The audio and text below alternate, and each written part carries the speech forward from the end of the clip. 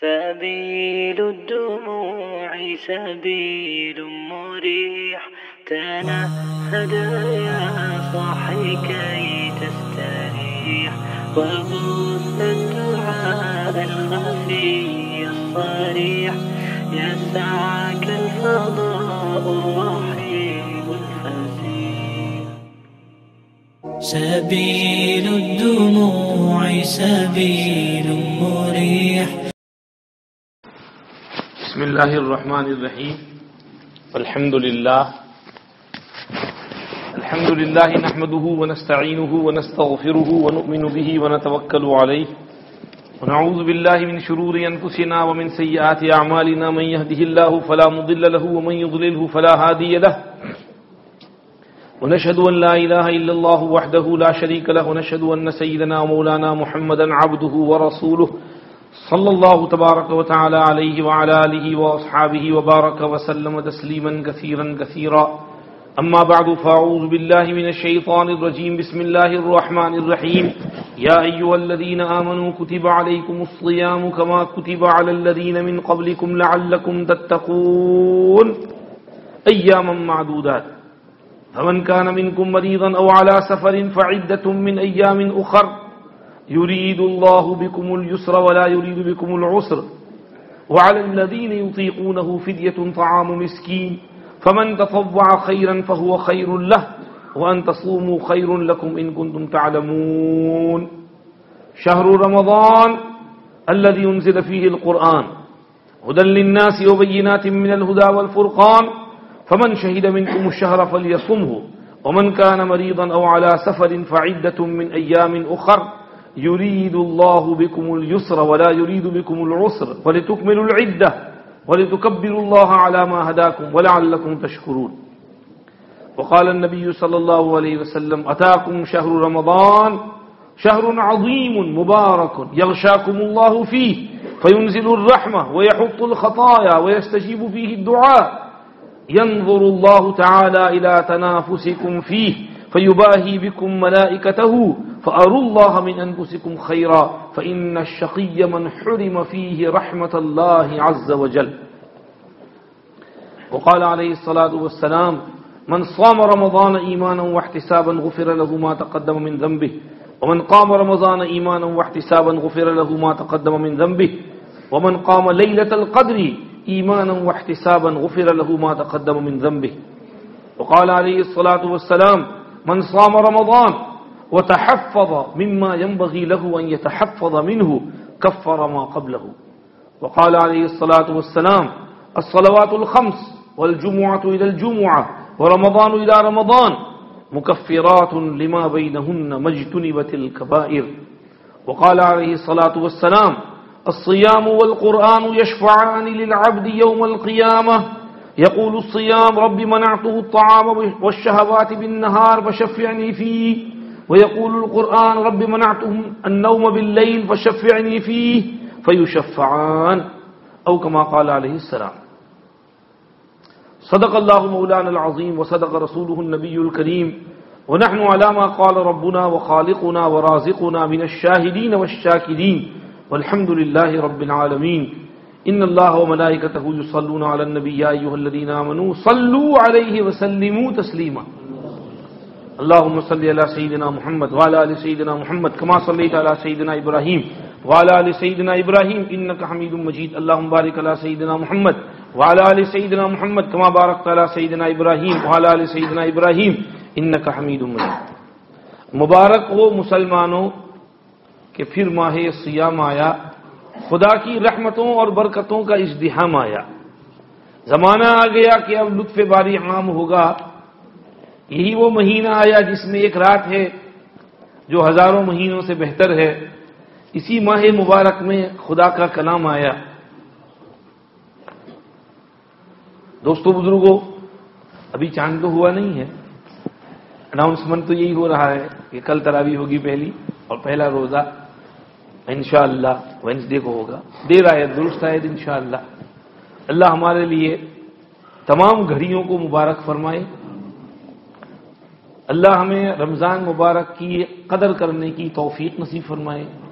رمضان مبارک کے لیے ظاہری اور باطنی، روحانی اور جسمانی دونوں طرح سے ریڈی اور پریپیئرڈ اور تیار رہنے کی توفیق عطا فرمائے۔ رمضان مبارک کے ایک ایک منٹ بلکہ ایک ایک سیکنڈ کو وصول کرنے کی توفیق عطا فرمائے۔ دوستو بزرگوں، رمضان مبارک سے فضائل اور اس کی تیاری کے متعلق چند باتیں عرض کرنی ہے۔ رمضان کا مین عمل اور پریکٹس کیا ہے؟ روزہ۔ تو روزہ اللہ پاک ہم سے کیوں رکھواتے ہیں؟ وہ اللہ کا حکم ہے، یہ تو سمجھ میں آ گیا۔ اللہ نے کہا کرو تو ہم کرتے ہیں سر آنکھوں پر، اسی کا نام اسلام ہے۔ Submission to the will of اللہ، سبمٹ، سرنڈر، ہینڈز اپ۔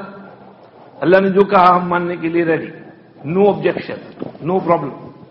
جو اللہ نے کہا کرو۔ رمضان، روزے تو روزے، نماز تو نماز، تراویح تو تراویح، زکوٰۃ تو زکوٰۃ، حج تو حج، آبجیکشن نہیں۔ لیکن ہر حکم میں حکمت بھی ہوتی ہے۔ اللہ کا کوئی حکم حکمت سے خالی نہیں، اللہ کا کوئی حکم فائدہ سے خالی نہیں۔ تو رمضان مبارک ہم کو روزہ رکھنے کو کہا ہے، اس میں حکمت کیا ہے، فائدہ کیا ہے، روزہ رکھوانے سے کیا ملتا ہے ہم کو؟ یہ سمجھیے بعض نادان، دین سے دور بیچارے اشکال کرتے پھرتے ہیں، اللہ ان کو سمجھ عطا فرمائے۔ بولتے رہتے ہیں کہ اللہ پاک کو ہمیں بھوکا رکھوانے سے کیا ملتا ہے، کیوں اللہ ہم کو خامخواہ بھوکا پیاسا مارتے ہیں؟ اس قسم کا اعتراض دین کے اوپر توبہ توبہ توبہ استغفر اللہ، اسے تو انسان اسلام سے نکل جاتا ہے، کافر ہو جاتا ہے۔ ایسا جملہ نہیں بولنے کا۔ کوئی بات سمجھ میں آئے ٹھیک ہے، نہیں سمجھ میں آئے تو کچھ نہیں، لیکن اپنے انڈرسٹینڈنگ اور وزڈم اور انٹلیکٹ کو کوشچن کرنے کا کہ میری سمجھ میں نہیں آ رہا ہے تو میں کم سمجھوں۔ یہ نہیں کہ اللہ کا حکم رانگ ہے، اللہ کا حکم رائٹ ہے، مجھے سمجھ نہیں پڑ رہی ہے تو میرا قصور ہے۔ اب اللہ پاک نے ہم کو جو روزہ رکھنے کو کہا ہے، اس میں ہمارے لیے بہت سے فائدے ہیں، بہت سے فائدے ہیں۔ پہلا فائدہ ہمارا جسمانی فائدہ ہے۔ وہ کیا ہے؟ تندرستی۔ روزہ رکھنے سے تندرستی بڑھتی ہے، پہلا فائدہ۔ طبرانی میں حضرت ابو ہریرہ رضی اللہ عنہ کی روایت ہے، حضور کریم صلی اللہ علیہ وسلم نے ارشاد فرمایا، صوموا تصحوا، روزے رکھو تمہاری صحت ٹھیک ہو جائے گی۔ اب میڈیکل سائنس والوں سے پوچھیں کہ بھئی روزہ رکھنے سے صحت کیسے ٹھیک ہوتی ہے؟ بات یہ ہے کہ انسان جب بہت کھا کھا کھا کھا کے پیٹو بن جاتا ہے تو اندر سے اس کا پیٹ خراب ہو جاتا ہے، ہاضمے کی طبیعت خراب ہو جاتی ہے، ہاضمہ برابر صحیح نہیں ہضم نہیں کرتا، بیماریاں پیدا ہوتی ہیں۔ شوگر کی کبھی بیماری پیدا ہوگی، شوگر زیادہ کھا لیا، چکنی چیزیں زیادہ کھاتا رہتا ہے آدمی تو کولیسٹرول بڑھ جاتا ہے، زیادہ مرچ مسالہ چٹنی چٹاکا بہت کھاتا ہے تو السر کی بیماری ہو جاتی ہے۔ اب یہ سب بیماریاں اندر پیٹ کی وجہ سے ہوتی ہیں۔ حدیث کے اندر حضور پاک صلی اللہ علیہ وسلم نے ارشاد فرمایا، معدہ جو ہے اس کی مثال ایک حوض جیسی ہے۔ حوض میں اگر پانی کلین آتا ہے تو واپس وہاں سے جو نلوں میں جاتا ہے وہ بھی کلین جاتا ہے، لیکن اگر وہ ریزروار اور وہ حوض ہی گندا ہو تو گھروں میں جو پانی جائے گا وہ بھی گندا جائے گا۔ بس معدہ بھی اس حوض کی طرح سے ہے۔ اگر یہ ٹینکی جو ہے اس میں صحیح چیز گئی تو اس میں سے بلڈ سپلائی جو باڈی میں جائے گی وہ بھی کلین جائے گی، لیکن اگر یہ ٹینکی خراب ہوئی اور آپ نے اس میں جنک فوڈ ڈالا اور ہمیشہ جو ہے وہ کباب اور برگر اور یہ اور فلاں اور ڈمکنا اور چکنا کریم اور کیک اور یہ سب چیزیں ڈالتے رہے، جنک فوڈ میکڈونلڈز کا اور برگر شرگر اور ڈونر کباب یہ سب چیزیں ڈالتے رہے تو اندر میں سب گڑبڑ سڑبڑ کھلاؤ کھچڑی پلاؤ پکے گا اور جو باڈی میں جو بلڈ جائے گا وہ بھی گڑبڑ سڑبڑ کچرا والا ہوگا، اور پھر بیماریاں پیدا ہوں گی۔ پھر کہیں کولیسٹرول ہوا، کہیں ہارٹ ہو رہا ہے تکلیف ہو رہی ہے، کہیں جوائنٹس میں درد ہو رہا ہے، دہی زیادہ کھا لیا تو اس میں ہڈیوں میں جوڑوں میں درد ہو رہا ہے، کہیں جو ہے اور کوئی تکلیف ہو رہی ہے، نیند نہیں آ رہی ہے، مسالے والی چیزیں زیادہ کھا لی تو پیشاب استنجا پیخانے میں تکلیف ہو رہی ہے۔ یہ آدمی اپنی صحت کا خیال نہیں کرتا ہے، حالانکہ حضور نے فرمایا پیٹ جو ہے اس کو تم صحیح رکھو تمہاری پوری باڈی صحیح رہے گی، پیٹ خراب ہوا پوری باڈی خراب ہوگی۔ اسی لیے حکیموں کے یہاں جب کوئی حکمت والا علاج لینے کے لیے جاتا ہے تو حکیم لوگ جو دوا دیتے ہیں تو پہلے 3 دن تو جلا بھی آتا رہتا ہے، بھاگتے ہی رہو بیت الخلا میں. ارے یار حکیم صاحب یہ آپ نے کیا دے دیا؟ بھائی پہلے تمہارا معدہ فلش کرنا ہے نا، جیسے وہ ٹینکی فلش کرتے ہیں تو معدے کو پہلے فلش کرنا ضروری ہے. وہ جلاب دیتے ہیں تاکہ معدہ سب فلش ہو جائے، سب صاف ہو جائے، اس کے بعد پھر دوائی دیتے ہیں تو فوراً وہ دوائی جو ہے اثر کرتی ہے. اور اسی لیے حکیم لوگ کہتے ہیں فرام ٹائم ٹو ٹائم معدے کو صاف کرتے رہنا چاہیے، جلاب سنا کی گولی لیتے رہنا چاہیے. تو انسان کو اللہ پاک رمضان میں ذرا بھوکا رکھواتے ہیں، کیونکہ جب بھوکا رہتا ہے تو معدے میں سے وہ خراب کچرا کباڑ چیزیں سب نکلتی ہیں، اور معدے میں جو کمزوری ہاضمے کی آ گئی تھی وہ بھوکا رہنے کی وجہ سے وہ پھر سے اس میں انرجی آ جاتی ہے، اسٹرینتھ آ جاتی ہے، طاقت آ جاتی ہے. پھر آدمی تھوڑا بہت بھی کھانا ڈالتا ہے تو معدہ فوراً ہضم کر دیتا ہے اور طبیعت صحت ٹھیک ہو جاتی ہے. افطار کرتے ہیں 2-4 کھجور کھا لیے فوراً پوری شوگر ریپلیس ہو جاتی ہے. معدہ بھوکا ہوتا ہے اس وقت اس کو کھانا ملتا ہے تو فوراً وہ ہضم کر کے وہ اپنے باڈی کے اندر پہنچا دیتا ہے. جیسے زمین جو ہے جب بہت زیادہ پیاسی ہو اور تھوڑا پانی ڈالے تو فوراً اس میں وہ پودا اگتا ہے، کیونکہ وہ پیاسی ہے، ضرورت ہے اس کو اس وقت. تو معدے کو بھی اس وقت ضرورت ہے، کھانا اس میں اچھا کھانا ڈالو گے تو جلدی جلدی وہ ہر جگہ پہنچے گا، آپ کی طبیعت ٹھیک ہوگی. روزہ رکھنے سے آدمی ٹھیک ہوتا ہے، خاص طور پر اگر جسم میں موٹاپا بہت ہو تو روزہ رکھنے سے موٹاپا ختم ہو جاتا ہے. ہمارے ایک دوست کو ایک دفعہ میں نے پوچھا یار کیا بات ہے یار وہ دبلے ہو رہے ہو ماشاءاللہ، ڈائٹنگ کر رہے ہو کہ جم جا رہے ہو؟ کہنے کا مطلب کچھ نہیں، روزے رکھ رہا ہوں دھڑا دھڑ دما دم مسلسل نفلی روزے پہ روزے. تو اس کا فائدہ یہ ہوا کہ باڈی بالکل ٹون ڈاؤن ہو گئی، تو جم جانے کی بھی ضرورت نہیں اور ڈائٹنگ کی بھی ضرورت نہیں. Best diet, first class diet تمہاری روزہ ہے. روزہ رکھو، ڈائٹ بھی ہو جائے گی، صحت بھی ٹھیک ہو جائے گی، تندرستی حاصل ہوگی اور تمہاری طبیعت میں واپس وہ انرجی اور طاقت آ جائے گی. یہ حضور پاک صلی اللہ علیہ وسلم نے روزے کی فضیلت بیان فرمائی اور اس کا ایک ایفیکٹ بیان کیا ہمارے لیے. نمبر 1 فائدہ ہوا روزہ رکھنے کا، صوموا تصحوا، روزہ رکھو تمہاری صحت ٹھیک ہو جائے گی، طبیعت ٹھیک ہو جائے گی. نمبر 2 روزہ رکھنے میں بہت سے فائدے ہیں. دوسرا فائدہ ہماری روح کا فائدہ. ہماری روح کا فائدہ کیا ہے؟ ایک حدیث میں حضور نے اشارہ فرمایا اس طرف کہ روزہ زکات البدن ہے، یعنی ایک ہے زکات المال اور دوسری ہے زکات البدن. آدمی کے پاس مال بہت ہے تو اس کو اس میں سے کچھ زکات نکالنی پڑتی ہے. اللہ ہمیں صحیح زکات نکالنے کی توفیق عطا فرمائے.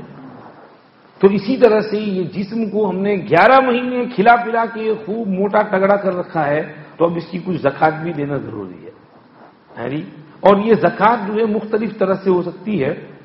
ایک تو حضور نے یہاں یہ فرمایا روزے کے ذریعے، چنانچہ ایک حدیث میں فرمایا الصیام نصف الصبر وعلى كل شيء زکات وزکات الجسد الصوم رواہ البیہقی فی شعب الایمان. صیام یہ نصف الصبر ہے، صبر بہت کرنا پڑتا ہے روزے میں. تو روزہ جو شروع ہو جائے تو صبر سے کام لینا. دیکھو سگریٹ بیڑی یاد آئے تو کسی بھی غصہ مت نکالنا. وہ شام ہو گئی اثر بعد تو لڑائی شروع ہو گئی، مول صاحب انہیں سگریٹ یاد آئی تو اس میں جب وہ پریشانی ہوتی ہے تو آدمی پھر لڑائی کرنا شروع کر دیتا ہے. تو پہلے 2-3 روزے تو بڑے تگڑے گزرتے ہیں، برابر اللہ پاک بھی ہماری دہرائی کرتے ہیں. پھر جب برابر طبیعت 2-4 روزے کے بعد سیٹ ہوتی ہے پھر ذرا لائن بھی آ جاتی ہے. تو پہلے 2-4 روزے میں آپ کو برابر ذرا احتیاط کرنا پڑے گا. فرمایا صبر بہت کرنا پڑے گا روزے میں، کنٹرول کرو اپنے اوپر. آگے فرمایا وعلی کل شیء زکات وزکات البدن والصوم، ہر چیز کی زکات ہوتی ہے، جسم کی زکات روزہ ہے. تو یہ زکات نکالنی ہے 1 مہینہ روزے رکھ کر ہے جی. اور بھی حضور نے زکات کا طریقہ بیان کیا ہے. ایک حدیث میں ارشاد فرمایا انسان کے جسم میں 360 جوائنٹس ہیں اور ہر جوائنٹ کا صدقہ ضروری ہے، روزانہ ہر جوائنٹ پہ صدقہ نکالنا ہے. صحابہ نے کہا یا رسول اللہ روزانہ 360 پاؤنڈ صدقہ نکالنا یہ تو بڑا پرابلم ہے، اتنا مالدار کون ہوگا کہ روزانہ 360 پاؤنڈ صدقہ کرے؟ حضور نے فرمایا یہ پیسہ دینا یہی تھوڑی سی صدقہ ہے. ایک تسبیح بھی صدقہ ہے، تحلیل لا الہ الا اللہ بھی صدقہ ہے، تحمید بھی صدقہ ہے، کسی کو نیکی کا حکم دینا بھی صدقہ ہے، برائی سے روکنا یہ بھی صدقہ ہے، بیوی سے ہم بستری کرنا یہ بھی صدقہ ہے. صحابہ نے کہا اس میں صدقہ؟ فرمایا ہاں. دیکھو حرام کام کرتا تو گناہ ہوتا کہ نہیں؟ تو اگر وہ حلال طریقے پر اپنی شہوت پوری کرے، حرام سے بچنے کی نیت سے، بیوی کا حق ادا کرنے کی نیت سے، تو اللہ اس کو صدقے کا ثواب دیں گے. آگے حضور نے فرمایا کہ 2 رکعت چاشت کی نماز پڑھ لے تو یہ پورے جسم کا صدقہ ادا ہو جائے گا. ہے جی، اس لیے کہ چاشت کی نماز 10-11 بجے آدمی پڑھے گا تو وہ ہاتھ اٹھا رہا ہے، باندھ رہا ہے، رکوع کر رہا ہے، کھڑا ہو رہا ہے، سجدے میں جا رہا ہے، بیٹھ رہا ہے، تو اس کے پورے باڈی کے سارے جوائنٹس موو ہوتے ہیں. تو جب بھی وہ موومنٹ ہوتا ہے تو اللہ پاک کہتے ہیں چلو میرے بندے نے میرے سامنے یہ چاشت کی نماز پڑھ لی تو اپنے جسم کا صدقہ جو ہے وہ ادا کر دیا اس نے. تو آپ کو وہ 360 پاؤنڈ نہیں دینے پڑیں گے، یہ 2 رکعت نماز اس صدقے کا قائم مقام ہو جائے گی. اور 2 کے بجائے 8 پڑھ لو تو بہتر ہے، کیونکہ فتح مکہ کے موقع پر ام ہانی کی روایت ہے آپ صلی اللہ علیہ وسلم نے 8 رکعت چاشت کی نماز پڑھی تھی، 4 کر کے 2 یونٹ کے اندر 4 اور 4 اس طرح 8 پڑھی تھی. پڑھیں گے انشاءاللہ. اللہ ہمیں رمضان میں کم سے کم چاشت کی نماز پڑھنے کی توفیق دے. 10 بجے، 11 بجے، 11:30 بجے، زوال سے پہلے 12 بجے، 12:30 بجے، 1 بجے سے پہلے چاشت کی نماز پڑھ لو. ظہر سے پہلے مسجد میں آ گئے، مثال کے طور پر 1:10 کو زوال ہے تو آپ 12:45 بجے آ گئے، وضو کر کے یہاں پر چاشت کی نماز پڑھ لی، اس کے بعد اپنا قرآن شریف پڑھنے بیٹھ گئے. پڑھتے رہے یہاں تک کہ ظہر کی اذان ہوئی، پھر جو ہے وہ اپنی سنت پڑھی، پھر ظہر پڑھی، پھر گھر چلے گئے. تو آپ کو چاشت کا بھی ثواب مل گیا، قرآن پڑھنے کا بھی ثواب مل گیا، اور جماعت سے ظہر پڑھنے کا بھی ثواب آپ کا ہو گیا. تو ذرا چاشت کی نماز کا اہتمام کرو. ایک کتاب میں دیکھ رہا تھا فرائض القصص، اس میں ایک جوان کا قصہ لکھا تھا. کارپینٹر تھا اور اس کی ورک شاپ مسجد کے سامنے تھی. اس کی عادت تھی کہ صبح کام پہ آتا، اب جو ہے کام کرتا رہتا، اور جب چاشت کا ٹائم ہو صلاۃ الضحیٰ کا تو وہ 11:30-12 کے درمیان وہ اپنی ورک شاپ تھوڑی دیر بند کر کے، کام سٹاپ کر کے مسجد میں جاوے، وضو کرے، چاشت کی نماز پڑھے، اور اس کے بعد اللہ سے دعا مانگے رزق میں برکت کے لیے. چاشت کی نماز سے رزق میں برکت بہت ہوتی ہے، تو رزق میں برکت کی دعا مانگے، پھر آ کے دوبارہ اپنا کام کرے. اللہ پاک نے اس کو رزق بھی دیا تھا، اچھی لائف گزر رہی تھی. ایک دن وہ چاشت کی نماز پڑھنے کے لیے آیا، حسب معمول وضو کیا، چاشت کی نماز کی نیت باندھی. بہت تھکا ہوگا کوئی اللہ پاک کی طرف سے ملک الموت نے آنا ہی تھا. اس نے نماز کی نیت باندھی، ابھی تو ہاتھ باندھا تھا کہ ملک الموت نے آ کر اس کی روح کھینچ لی. اس کا ہاتھ بندہ کا بندہ ہی رہ گیا، گر گیا. اب ظہر کے لیے لوگ نماز پڑھنے آئے، اس سے پہلے تو یہ اللہ میاں کو پیارا ہو چکا تھا، تو جلدی سے دیکھا کہ یہ بندہ تو اللہ کو پیارا ہو گیا ہے. اب جو ہے جلدی سے اس کا لاش وغیرہ اٹھائی، کفن وفن کا کیا. جب اس کو کفن پہنانے، قمیص اتارنے کے لیے گئی تو اس کا ہاتھ یوں بندھا ہوا تھا تو وہ ہٹانے گئے، لیکن وہ ہٹے نہیں کیونکہ باڈی تو سوکھ چکی تھی. تو اب وہ انہوں نے قمیص کاٹ کے نکالا، کفن پہنایا غسل دے کر، تو ہاتھ اس کا یوں کا یوں بندھا ہی رہا. قبر میں وہ گیا تو یوں ہاتھ باندھے ہوئے اللہ کے سامنے حاضر ہوئی. چاشت کی نماز کی برکت، نماز کی حالت میں اللہ نے اس کو موت دی، اور اللہ کے یہاں کتنی اچھی حالت میں مسجد کے اندر نماز پڑھتے ہوئے، اللہ کا نام لیتے ہوئے، قرآن شریف پڑھتے ہوئے. تو چاشت کی نماز کا اہتمام کرو، اللہ ہمیں توفیق دے. چاشت کی نماز بھی بدن کا صدقہ نکالتی ہے، اور روزہ بھی بدن کی زکات نکالتا ہے. یہ سمجھ میں آیا. دوسرا فائدہ ہوا. آگے تیسرا فائدہ یہ ہے کہ اللہ پاک نے ہم کو الحمدللہ بہت کچھ دیا ہے اس ملک میں. کھانا پینا، پہننا، اوڑھنا، مکان، دکان، پیسے، بینیفٹ، تندرستی، صحت، ہیلتھ، دوا دارو. دنیا میں بہت سی جگہوں پر تکالیف ہیں، مشقتیں ہیں، مصیبتیں ہیں، پرابلم ہیں. ہمارا جی چاہتا ہے ہم ان کو ہیلپ کریں، لیکن ہر جگہ ہم جا نہیں سکتے ہیں. تو کم سے کم کچھ دیر کے لیے ہم ان کا سوچیں کہ وہ لوگ کس حال سے گزر رہے ہیں. بھائی ہم صبح سے شام تک بھوکے رہتے ہیں، چلو مغرب کے وقت تو ہم کو افطار کے لیے کچھ مل جاتا ہے جی، لیکن ان کی تو کبھی افطار ہوتی ہی نہیں بیچاروں کی. جائیے دنیا میں ایسے غریب ممالک کے اندر بیچارے بھوکے مر رہے ہیں. افریقہ کے اندر، ایتھیوپیا کے اندر، ایریٹریا کے اندر، حبشہ کے اندر، فلپین کے اندر، بنگلہ دیش کے بعض علاقوں کے اندر، برما کے غریب علاقوں کے اندر ایسے مسلمان ہیں بیچاروں کو کچھ کھانے پینے کو نہیں ملتا، بس ایسے ہی گزارتے ہیں. مکان بھی نہیں، جھونپڑا بھی نہیں، چھت بھی نہیں. ابھی جو ہے وہاں پر فلسطین میں، مصر میں جو حالات ہو رہے ہیں، شام کے اندر میں نے ایک فوٹو دیکھا، اس کے اندر مصر یا شام، فلسطین یا شام کی ایک خاتون کا اس کے شوہر کو قتل کر دیا تھا، اس کا گھر بلڈوز کر دیا تھا. وہ پریگننٹ تھی 8-9 مہینے کی، اس کی یہاں بیبی ہوئی، وہ درخت کے نیچے بیٹھی اپنا بیبی لے کر، کہ اس کا جو ٹینٹ تھا وہ بھی انہوں نے بلڈوز کر دیا. کچھ نہیں اس کے پاس، زمین کے اوپر کارپیٹ بھی نہیں اس کے پاس، بیچاری اپنے پہنے ہوئے کپڑوں میں ایک بیگ لے کر کے، ایک بیبی لے کر جھاڑ کے سائے میں بیٹھی ہے کہ میرے پاس کوئی شیلٹر نہیں ہے، تو جھاڑ کے نیچے بیٹھی ہے وہ اپنی بیبی کو لے کر۔ تو ایسے لوگ بھی دنیا میں ہیں جن پر حالات پہ حالات آ رہے ہیں، تو کم سے کم ہمارا دل تھوڑا سافٹ ہو، تھوڑا نرم ہو، ہم ان کے لیے کم سے کم دعا کریں کہ اللہ پاک ان بندوں کی، ان بندیوں کی، ان مستورات کی، ان بیوہ عورتوں کی، ان یتیم بچوں کی، ان بوڑھوں کی، ان زخمیوں کی کچھ مدد فرمائے، حفاظت فرمائے، اللہ ان کی کفالت کا کوئی اچھا بندوبست فرمائے۔ یہ فیلنگ ہمارے دل میں آئے۔ ہمارے دل جو ہیں آج پتھر کی طرح سخت ہو گئے ہیں، ہم کو احساس ہی نہیں ہوتا۔ ٹی وی کے اوپر ایسی چیزیں دکھا کر کے ہم کو اتنا حجر بنا دیا ہے کہ ہم دیکھتے رہتے ہیں اور گزر جاتے ہیں، مرور ہو جاتا ہے، کچھ ہوتا ہی نہیں ہم کو۔ تو کچھ فیلنگ تو ہمارے اندر ہونا چاہیے، کچھ احساس تو ہونا چاہیے۔ اللہ روزہ رکھوا کے ہمارے دل کو ذرا نرم کرنا چاہتے ہیں کہ ہمارے دل تھوڑے سافٹ ہو جائیں، نرم ہو جائیں، ہمیں اس کا احساس پیدا ہو۔ حضرت بشر حافی رحمۃ اللہ علیہ ایک بہت بڑے بزرگ گزرے ہیں، ان کے حالات میں لکھا ہے کہ ایک مرتبہ وہ مسجد میں ونٹر کے زمانے میں بیٹھے ہوئے تھے، مسجد میں لیٹے ہوئے ہیں، اور ان کے پاس بلینکٹ گرم کپڑا رکھا ہوا ہے، لیکن وہ سردی میں ٹھٹر رہے ہیں، تھر کانپ رہے ہیں۔ کسی نے کہا حضرت وہ بلینکٹ آپ کے پاس رکھی ہے وہ اوڑھ لو نا، سردی میں تھر کیوں کر رہے ہیں؟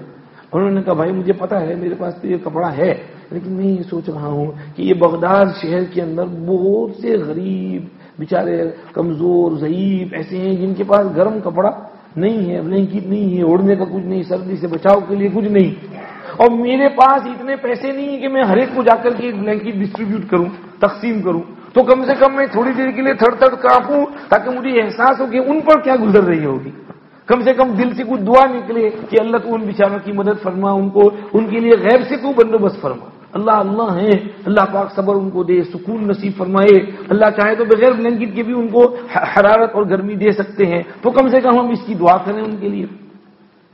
تو اس لیے تو ہمارے سے بھی اللہ پاک روزہ رکھوا کر کے ہم کو تھوڑا بھوکا اور پیاسا رکھ کر کے اللہ ہماری اس فیلنگز کو ذرا اجاگر کرنا چاہتے ہیں تاکہ ہمیں احساس پیدا ہو اور ہم ان بیچارے غریبوں کے لیے، مسکینوں کے لیے، بیواؤں کے لیے، ضعیفوں کے لیے کچھ دعا تو کریں، کم سے کم کرو گے انشاءاللہ۔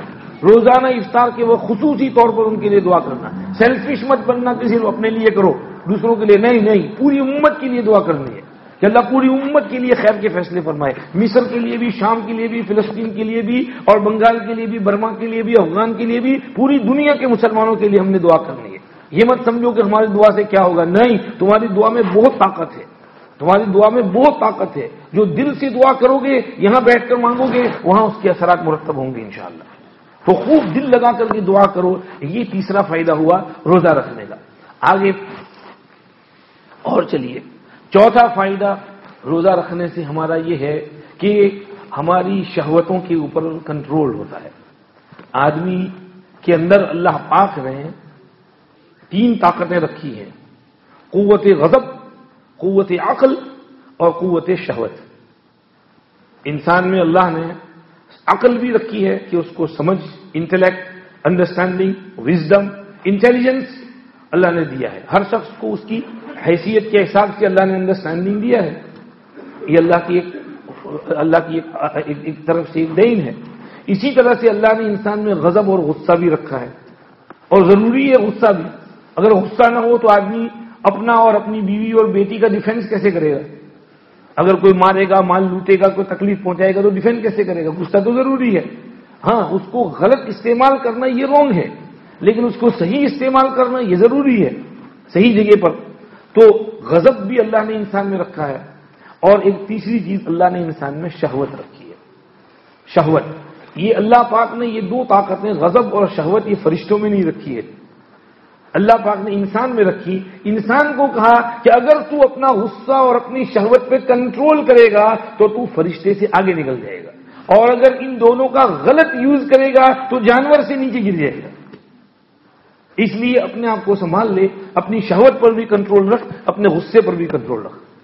اب روزے کے ذریعے اللہ پاک ہم کو ہماری شہوات کے اوپر کنٹرول کرنا سکھاتے ہیں۔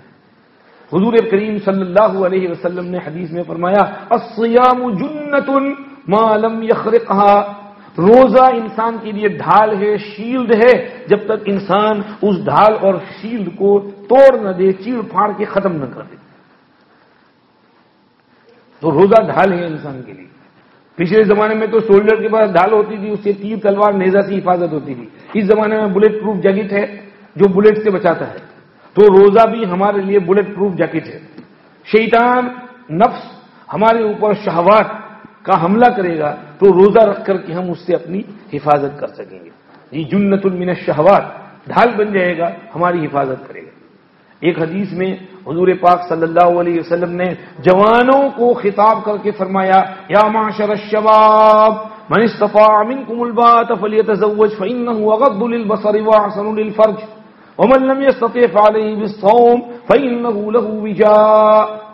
اے جوانوں کی جماعت، تم میں سے جو کوئی شادی کر سکتا ہو تو اس کو ضرور شادی کرنی چاہیے، کیونکہ شادی کرنے میں دو فائدے ہیں۔ ایک یہ کہ اس کی نگاہ نیچی رہے گی، دوسرا یہ کہ اس کی شرمگاہ محفوظ رہے گی۔ شادی کر لی ہے تو اپنی بیوی کو دیکھ لے گا، اپنی بیوی سے اپنی شہوت پوری کر لے گا، بات ختم ہو گئی، ادھر ادھر دیکھنے کی ضرورت نہیں ہے۔ تو شادی میں یہ فائدے ہیں دو، تو اس لیے ضرور شادی کرو۔ فرمایا اگر تم شادی نہیں کر سکتے، کوئی رکاوٹ ہے، پرابلم ہے، پیسے نہیں ہے، گھر نہیں ہے، لڑکی نہیں مل رہی ہے، کوئی رشتہ اچھا نہیں مل رہا ہے، تو لڑکی کو کوئی لڑکا نہیں مل رہا ہے، بیچاری گھر میں پریشان ہے، بڑی عمر ہو گئی ہے، 22 25 30 سال کی ہو گئی ہے۔ فرمایا کہ اگر رشتہ نہیں مل رہا، کوئی پرابلم ہے شادی کا، تو فرمایا فعلیہ بالصوم، روزے رکھو۔ علی لزوم کے لیے ہے، کنٹینیوس روزے رکھو۔ جب کنٹینیوس روزے رکھیں گے تسلسل کے ساتھ تو آپ کی شہوت پہ آٹومیٹک کنٹرول ہو جائے گا۔ فإنہ لہ وجا، یہ روزہ جو ہے شہوت کو کرش کر دے گا، دبا دے گا، کچل دے گا، توڑ دے گا۔ صوفیاء کرام کہتے ہیں یہ پیٹ جب پھول ہوتا ہے نا تو نفس بھی پھولتا ہے اور اس کو شرارتیں سوجتی ہیں، لیکن پیٹ جب خالی ہوتا ہے تو نفس بھی سکڑ جاتا ہے، شرنک ہو جاتا ہے، پھر یہ ایگو اور نفس بھی اس کو شرارتیں نہیں سوجتی۔ تو پیٹ کو خالی رکھنے میں بڑا فائدہ ہے۔ رمضان میں بھی آپ دیکھو گے کہ شہوت پر کنٹرول کرنے میں کافی آسانی ہوگی۔ بہت سے مسلمانوں کو دیکھو گے، بعض مسلمان باہر رمضان کی زنا کرتے ہیں لیکن رمضان میں زنا نہیں کرتے، وہ رک جاتے ہیں، بھائی رمضان کا مہینہ ہے، اچھا ہے احترام کرو بھائی، زنا تو ویسے بھی نہیں کرنا چاہیے، کم سے کم رمضان میں تو اللہ کے بندے توبہ کر، شاید اللہ تجھے توبہ کی توفیق نصیب فرما دے۔ بعض لوگ شراب پیتے ہیں، رمضان میں شراب چھوڑ دیتے ہیں، اچھا ہے کنٹرول کرو اپنے نفس کے اوپر، ہمیشہ کے لیے چھوڑ دو، رمضان ایک چھوڑنے کا سبب ہے۔ سگریٹ کی عادت ہے، سگریٹ بھی تو گناہ کا کام ہے، ارے بھائی مکرو تو مکرو بھی تو گناہ ہے، ہم نے مکرو کو معمولی بنا دیا ہے، مکرو ہے میں چلتا ہے اللہ، تو مکرو بھی تو گناہ ہے، اللہ پاک گناہ صغیرہ پر بھی پکڑ کر سکتے ہیں جیسے گناہ کبیرہ پر پکڑ کر سکتے ہیں۔ تو سگریٹ بھی چھوڑو نہیں رمضان کے مہینے میں، مت پیو، خبردار جو سگریٹ کو ہاتھ لگائے تو رمضان کے مہینے میں۔ ہمارا حال تو یہ ہے کہ بعض لوگ مغرب کی نماز بعد میں پڑھتے ہیں، پہلے سگریٹ پیتے ہیں، کھجور بعد میں کھائیں گے، پہلے سگریٹ لاؤ، مولوی صاحب نماز بعد میں دیکھی جائے گی، بہت ٹائم ہے ابھی تو یہ اذان کو اور اس کو۔ تو اللہ کے بندو یہ حال نہیں ہونا چاہیے، سگریٹ چھوڑو رمضان کے مہینے میں، گناہ کا کام ہے۔ تو اپنی شہوات کے اوپر رمضان میں کنٹرول کرنا تھوڑا آسان ہو جاتا ہے ریلیٹیولی، نسبتاً۔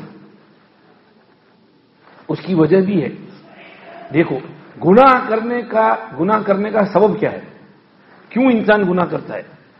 دو سبب ہیں گناہ، ایک شیطان، دوسرا نفس۔ شیطان اس کو انسٹیگیٹ کرتا ہے، وسپرنگ کرتا ہے، اور نفس بھی اندر سے ابھرتے ہیں، ہاں کرنی۔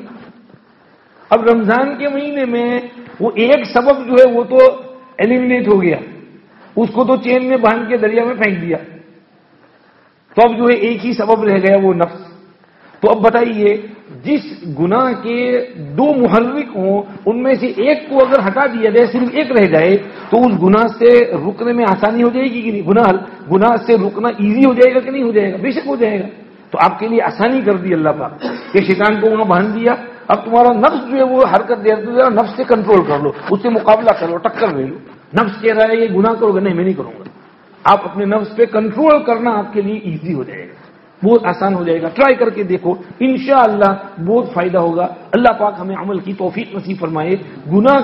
سمجھیے کہ روزہ رکھوانے سے اللہ ہم کو یہ ایک ٹریننگ دینا چاہتے ہیں کہ سیکھو، اپنے نفس پر کنٹرول کرنا سیکھو، اپنی شہوات کے اوپر کنٹرول کرنا سیکھو، اپنے کارنل ڈیزائرز جو ہیں اس کو اندر کنٹرول لے آؤ، لگام پہنا دو، اپنے ایگو اور نفس کو بے لگام فری اس کو ادھر ادھر مت گھومنے دو کہ جو گناہ چاہے کرے، اس کو فیول مت دیتے رہو. جیسے وہ گاڑی کے اندر ایکسلریٹر میں آپ پیڈل دباؤ گے تو گاڑی بھاگتی جائے گی، بریک لگاؤ گے تو کھڑی ہوگی. تو اپنے نفس کو وہ فیول مت دیتے رہو، اس کو بریک لگاؤ. رمضان کا مہینہ وہ بریک لگانے کے لیے ہے، شہوات پر کنٹرول کرنے کے لیے ہے کہ روزہ رکھ کر کے انسان اپنی شہوت کو ذرا کنٹرول میں لا سکتا ہے اور ذرا اس کے لیے آسانی اس میں ہو جاتی ہے. اللہ ہمیں عمل کی توفیق نصیب فرمائے. اسی کو ہم 5ویں فائدے کے تحت سمجھاتے ہیں. رمضان کے مہینے میں روزہ رکھوا کر اللہ پاک ہمارے تقوی میں اضافہ کرتے ہیں. رمضان میں تقوی ذرا بڑھ جاتا ہے. قرآن نے کہا ہے یا ایھا الذین آمنوا کتب علیکم الصیام کما کتب علی الذین من قبلکم لعلکم تتقون. روزہ رکھو تاکہ تمہارا تقوی آ جائے، تمہارے اندر متقی بن جاؤ، پرہیزگار بن جاؤ. بھائی متقی بننا ہے کہ نہیں بننا ہے؟ بولو جی، بننا ہے نا انشاءاللہ. تقوی اپنا بڑھانا ہے کہ نہیں بڑھانا ہے؟ بڑھاؤ. ومن یتق اللہ یجعل لہ مخرجا ومن یتق اللہ یجعل لہ من امرہ یسرا ومن یتق اللہ یکفر عنہ سیئاتہ ویعظم لہ اجرا. ان المتقین فی جنات ونہر ان المتقین فی جنات وعیون آخذین ما آتاہم ربهم انہم کانوا قبل ذلك محسنین کانوا قلیلا من اللیل ما یہجعون. ان المتقین فی جنات ونہر فی مقعد صدق عند ملیک مقتدر. تقوی تقوی تقوی اتقوا اللہ. یہ اللہ پاک جگہ جگہ قرآن میں ہم کو تقوی کا حکم دیتے ہیں. ارے مسلمانوں، اپنے تقوی کا لیول بڑھاؤ. تمہاری تقوی کی بیٹری تھوڑی ڈاؤن ہو گئی ہے تو اس کو چارج کر دو. رمضان کا مہینہ بیٹری چارج کرنے کے لیے ہے. تو جیسے موبائل کی بیٹری کو چارج کرنا پڑتا ہے، اب ڈاؤن ہو جاتی ہے، تو ہماری بیٹری بھی گناہ کر کر کے ڈاؤن ہو گئی ہے. تو رمضان میں تھوڑا ہم اس کو چارج کر لیں، ہمارا تقوی کا لیول تھوڑا فل ہو جائے گا. اور ہوتا ہے کہ نہیں ہوتا؟ بھائی روزہ رکھ کر کے تقوی میں اضافہ ہوتا ہے کہ نہیں ہوتا؟ بے شک ہوتا ہے، الحمدللہ ہوتا ہے. حضرت مجدد الفسانی رحمۃ اللہ علیہ فرماتے ہیں رمضان کے مہینے میں دن کا نور الگ ہے اور رات کا نور الگ ہے. دن میں روزے کا نور ہے اور رات میں تراویح اور تہجد کا نور ہے. تو مسلمان کو چاہیے کہ دونوں کے دونوں نور میکسیمم حاصل کرنے کی کوشش کرے کہ روزے کا نور بھی اس کو پورا پورا ملے اور تراویح اور تہجد اور رات کی عبادت کا نور بھی اس کو پورا پورا حاصل ہو جائے. تو اس سے پھر ہمارے تقوی کے اندر اضافہ ہوگا، اللہ کا قرب نصیب ہوگا، پھر اللہ کا دھیان ہم کو حاصل ہو جائے گا، پھر ہم کوئی گناہ کا کام نہیں کریں گے. اللہ ہمیں اس کی توفیق عطا فرمائے. تقوی نام ہی ہے اللہ کا دھیان پیدا کرنے کا. حدیث میں ہے مل احسان، فرمایا ان تعبد اللہ کانک تراہ فان لم تکن تراہ فانہ یراک. خدا کی عبادت یوں کرو جیسے خدا کو سامنے دیکھ رہے ہیں. اگر خدا نظر نہیں آتا تم کو تو خدا تم کو دیکھ رہا ہے، اس کی نظر تمہارے اوپر ہے. اس کو پیدا کرو. اللہ ہمیں یہ کیفیت نصیب کرے. روزہ رکھ کر کے ہمارا مقصود جو ہے اس میں تقوی کا اضافہ کرنا ہے. نمبر 6، چھٹا فائدہ روزہ رکھنے سے کیا ہوتا ہے؟ ہمارا گناہوں کی بخشش اور مغفرت. بہت سی حدیثوں میں فرمایا من صام رمضان ایمانا واحتسابا غفر له ما تقدم من ذنبه. ایمان اور اخلاص کے ساتھ روزے رکھو گے تو پچھلے گناہ تمہارے بخش دیے جائیں گے. فرمایا 5 نمازیں جمعہ سے جمعہ، رمضان سے رمضان، 20 کے گناہوں کو معاف کرا دیتے ہیں بشرطے کہ انسان کبیرہ گناہوں سے بچے، بڑے بڑے گناہوں سے رکتا رہے، بڑے بڑے گناہوں سے بچتا رہے. چھوٹی چھوٹی موٹی چیزیں ہو جاتی ہیں، درگزر کر دیں، جانے دو، معاف کرو. اللہ تو بہانہ ڈھونڈتے ہیں. اللہ نے امت محمدیہ کو نوازنا تھا، اس لیے بہانے ڈھونڈے اللہ پاک نے اور جنت کے وعدے فرما دیے اور یہ اعمال بتا دیے تاکہ آدمی تھوڑا بہت کر کر کے اپنے لیے بخشش کے بہانے جو ہیں ان کو حاصل کر کے مغفرت حاصل کر لے. حضرت شیخ وہاں لکھتے ہیں نا رحمت حق بہانہ می جویت، بہانہ می جویت. اللہ کی رحمت بہت زیادہ عبادت نہیں ڈھونڈتی ہے، اللہ کی رحمت تو چھوٹے موٹے بہانے ڈھونڈتی ہے. تو رمضان کے بہانے سے اللہ ہمارے پچھلے سارے گناہ معاف کر دیتے ہیں. کتنی بڑی بات ہے جی. تو یہ رمضان کے روزے کا چھٹا فائدہ ہوا. اسی لیے رمضان کے مہینے میں حدیث کے اندر آیا ہر شب اللہ پاک بہت سے بندوں کو جہنم سے آزاد کرتے ہیں. ایمانسیپیشن فرام دا فائر آف جہنم، فریڈم فرام ہیل نصیب فرماتے ہیں. کیونکہ انسان جب روزے رکھتا جاتا ہے تو اللہ بھی اس کا نام جہنمیوں کی لسٹ سے کاٹ دیتے ہیں۔ حدیث میں ہم نے پڑھا نہیں، پہلا عشرہ رحمت کا، دوسرا عشرہ مغفرت کا، اور تیسرا عشرہ جہنم سے چھٹکارے گا۔ حضرت شیخ نے فرمایا اس کی بات یہ وجہ یہ ہے کہ انسان 3 قسم کے ہیں، ایک تو صوفی صافی نیک اللہ والے 5 وقت کی نماز تکبیر اولیٰ کے ساتھ پہلی صف میں پڑھنے والے حاجی صاحب، تو اللہ پاک ان کے لیے تو پہلے ہی دن سے رحمت شروع کر دیتے ہیں، اور دوسرے وہ جو تھوڑا میڈیم ہے، تھوڑا ادھر تھوڑا ادھر کوئی گڑبڑ بھی کر بیٹھتے ہیں، تو ان کے لیے وہ جب دھیرے دھیرے 1 2 3 4 5 6 7 8 9 10 روزے رکھ لیتے ہیں تو پھر بیچ والے عشرے میں ان کی اب معافی شروع ہوتی ہے، درجہ بدرجہ جس کی جتنے گناہ ہوں اس کے حساب سے معافی چھٹی شروع ہو گئی۔ اب 11 12 13 14 15 روزے رکھ کے گئے، ایسوں کی معافی ہوتی گئی۔ اور تیسری قسم کی انسان ہوئے ہیں جو انہوں نے بہت گناہ کیے ہیں، سال بھر بہت نمازیں چھوڑی ہیں اور بہت گڑبڑ گپلا کیا ہے، اللہ کو بہت ستایا ہے، اللہ کی بہت نافرمانیاں کی ہیں، تو اب انہوں نے کہا اللہ میری توبہ میں معافی مانگتا ہوں، میں اب انشاءاللہ کوئی نماز نہیں چھوڑوں گا اور کوئی گناہ نہیں کروں گا، توبہ کرتے ہیں۔ تو اب انہوں نے 20 روزے رکھ لیے تو پھر 21ویں روزے سے معافی شروع ہو جاتی ہے، 22 23 24 25 26 27 28 29، پھر آخری رات جو ہوتی ہے تو پوری رمضان میں اللہ نے جتنے انسان جہنم سے آزاد کیے تھے اتنے انسان آخری رات میں پھر آزاد کرتے ہیں۔ تو روزوں کے ذریعے گناہوں کی بخشش ہوتی ہے، جہنم سے چھٹکارا ملتا ہے۔ کسی نے پوچھا مولوی صاحب جہنم سے چھٹکارے کا کیا مطلب؟ میں نے کہا دیکھو جی، اللہ میاں کے یہاں گناہ کر کے جہنم کی لسٹ ہوتی ہے، اس میں آدمی اپنا نام لکھواتا ہے، گناہ کرتا ہے تو جہنم کی لسٹ میں نام لکھ دیا، اب جو ہے جب اس نے توبہ کی تو اللہ پھر اس کو معاف کرے تو پھر وہ نام کاٹ دیتے ہیں۔ تو رمضان کے مہینے میں جب عبادت کی تو وہ لسٹ میں سے اس کا نام کراس آؤٹ کر دیا جاتا ہے، وہ اریز کر دیا جاتا ہے، ٹپ ایکس کر دیا جاتا ہے، معافی کر دی گئی۔ اسی لیے اگر رمضان میں مر گیا تو قبر کے عذاب سے اس کی حفاظت ہوتی ہے، کیونکہ عبادت کرتے کرتے مرا ہے نا، اللہ نے اس کی بخشش کر دی ہے، تو انشاءاللہ امید کرتے ہیں کہ اللہ پاک اس کو رمضان کی برکت سے معاف فرما دیں گے۔ اور اگر رمضان بعد مرا، فوراً مر گیا تو اس کا نام تو وہ لسٹ میں سے کٹ گیا تھا، تو انشاءاللہ امید ہے کہ وہ بھی جہنم سے بچ جائے گا، قبر کے عذاب سے بچ جائے گا۔ خوش نصیب لوگ ایسے ہوتے ہیں رمضان کے روزے رکھ کر کے اللہ کی عبادت کر کے پھر جاتے ہیں۔ امام بخاری رحمۃ اللہ علیہ عید الفطر کی رات انتقال ہوا تھا، ہاں جی، خوش نصیب ہیں، پوری رمضان عبادت کی، نماز روزے تلاوت، اور اس کے بعد اللہ کو پیارے ہو گئے۔ ہمارے یعقوب بھائی موگرا ہمیشہ یاد آتے ہیں، رمضان کا روزہ پورا رکھا، 6 شوال کے روزے رکھے، اور اس کے بعد ہاسپٹل میں وہ اپوائنٹمنٹ میں گئے اور جاتے ہوئے کلمہ پڑھا اور پھر اندر گئے اور اللہ کو پیارے ہو گئے۔ اللہ کیسے خوش نصیب انسان، اللہ ہمیں بھی اچھی موت نصیب فرمائے۔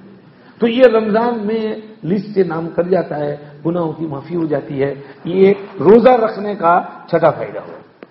آگے 7واں فائدہ روزہ رکھنے کا یہ ہے کہ روزہ رکھنے سے بے حساب ثواب ملتا ہے۔ کتنا ثواب ملتا ہے؟ بے حساب۔ کتنا ثواب؟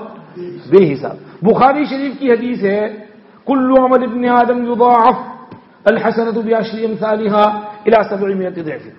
انسان کا ہر عمل ملٹیپلائی ہوتا ہے 10 ٹائم سے لے کر 700 ٹائمز تک، 10 سے لے کر 700 تک ملٹیپلائی ہوتا ہے ثواب۔ آپ نے 1 پاؤنڈ زکوٰۃ صدقہ کا دیا، اللہ پاک کہیں گے دیکھو اس کی نیت کیا ہے، نیت اچھی ہے تو اس کو 10 گنا بڑھا دو، چلو اس کی نیت اور اچھی ہے تو اس کو 100 گنا بڑھا دو، اور اچھی ہے اخلاص ہے خشوع خضوع سے دیا ہے تو 200 300 400 500 700۔ کیا مطلب؟ فرشتے کو حکم ہوگا کہ اس کی بندے کو یہ لکھو کہ اس نے 1 پاؤنڈ نہیں، اس نے 700 پاؤنڈ دیے ہیں، قیامت کے دن میں اس کو 700 پاؤنڈ دینے کا ثواب دوں گا۔ اللہ کا فضل کتنا وسیع ہے، اندازہ لگائیے، ہے جی۔ تو ہر عمل کا ثواب کاؤنٹ کر کے ملتا ہے، لیکن روزے کا ثواب بغیر کاؤنٹ کے۔ اللہ فرماتے ہیں کہ روزہ بندہ میرے لیے رکھتا ہے تو میں پرسنلی اس کا ریوارڈ دوں گا، فرشتوں کو نہیں کروں گا کہ گن کر کے دو، میں کہوں گا کہ نماز کا ثواب دے دو، روزے کا زکوٰۃ کا ثواب دے دو، حج کا ثواب دے دو، تلاوت کا ثواب دے دو، ذکر کا ثواب دے دو، لیکن روزے کا ثواب میں خود دوں گا۔ اب بتاؤ صاحب، احکم الحاکمین رب العالمین شہنشاہ مطلق قادر مطلق جو اکرم الاکرمین ہے، اجود الاجودین ہے، جن کے پاس کن فیکون کا خزانہ ہے، جن کے خزانوں میں کوئی کمی نہیں ہے، جب وہ دینے پہ آئیں گے تو کتنا نصیب فرمائیں گے؟ اندازہ لگا لو، سوچ لو ذرا سی دیر کے لیے، تو بے حساب ثواب ملے گا۔ دیکھو روزے میں صبر کرنا پڑتا ہے نا، اسی لیے فرمایا نا الصوم نصف الصبر، اور صبر کا ثواب ایک حدیث میں آیا قیامت کے روز جب اعمال کا ثواب تقسیم ہو جائے گا تو اس کے بعد وہ بندے جن پر دنیا میں مصیبتیں آئی تھیں، پریشانی، مصیبت، پرابلم، تکالیف، مشقتیں، مار پٹائی، ٹارچر، پرسیکیوشن، زخم، یہ وہ سب تکلیفیں، مشقتیں، بیماریاں، لیکن انہوں نے صبر سے کام لیا تھا، بے صبرے نہیں ہوئے تھے، بالکل ڈٹ کر کے صبر سے رہے تھے. تو اللہ رب العزت والجلال ایسے صابرین کو ایک طرف بلائیں گے. فرمایا سب کو ثواب دے دیا جا چکا، تقسیم ہو چکا، اب صابرین کو بلاؤ اس طرف. جب صابرین کو بلایا جائے گا تو آسمان سے ثواب کی بارش برسے گی ان کے لیے. جیسے رین فال، ہیوی رین ہوتی ہے، تو اسی طرح ہیوی رین برسے گی ثواب کی، اور کہا جائے گا یہ سب تمہارے صبر کا ثواب ہے. تو وہ دوسرے لوگ دیکھ کر کہیں گے اور وہ سمجھیں گے یار دنیا میں ہمارا جسم بھی اگر قینچیوں سے کاٹ دیا جاتا تو اچھا ہوتا، تاکہ آج ہم کو بھی ثواب مل رہا. یہ بیان کر کے حضور نے فرمایا انما یوفی الصابرون اجرهم بغیر حساب، بے شک صبر والوں کو جو ثواب دیا جائے گا وہ گنے بغیر دیا جائے گا. تو روزے کا ثواب بھی گنے بغیر دیں گے اللہ پاک. یہ روزے کا ثواب بھی حساب ہے جس کو حضور نے اس حدیث کے اندر فرمایا. آگے 8واں فائدہ روزے کا یہ ہے کہ روزہ انسان کے لیے سفارش کرے گا. اگر کوئی آدمی اپنے گناہوں کی وجہ سے وہاں پرابلم میں پھنس گیا میدان حشر میں، تو روزہ آگے بڑھے گا اور کہے گا 1 منٹ اللہ پاک ذرا اس کا تھوڑا کام جانے دیجئے، کہ روزے بہت رکھتا تھا، اس کے روزے بہت اچھے تھے، بہت اچھے روزے رکھنے والا تھا. روزہ آگے آئے گا، کہے گا پروردگار میں نے اس کو دن کے وقت کھانے نہیں دیا تھا، اس کی شہوت پوری کرنے سے روکا تھا، اس کو معاف کر دیجیے اس کو. اللہ پاک کہیں گے چلو جاؤ، روزے نے سفارش کی تو اس کی میں معافی کر دیتا ہوں، جانے دیتا ہوں. تو روزہ بہت اسٹرانگ سفارشی ہے، بہت اسٹرانگ انٹرسیڈر ہے، بہت اسٹرانگ اس کی سفارش ہے. تو اس لیے ہم کو دنیا میں اگر کوئی ہماری سفارش کر دے تو کتنا اچھا لگتا ہے جی. اگر کوئی پرابلم ہو گیا ہو، ذرا کوئی کیس ویس میں پھنس گئے ہوں، اور اوپر سے کوئی بڑا جو ہے وہ پرائم منسٹر صاحب، پریزیڈنٹ صاحب ہمارے لے کر بھائی ان کا جو ہے ان کا کیس ختم کر دو، ان کو ہماری طرف سے ایمنسٹی اور معافی مل جاتی ہے، تو کتنی خوشی ہوتی ہے. تو انہوں نے ہمارے لیے سفارش کی اور ہمیں بچا لیا.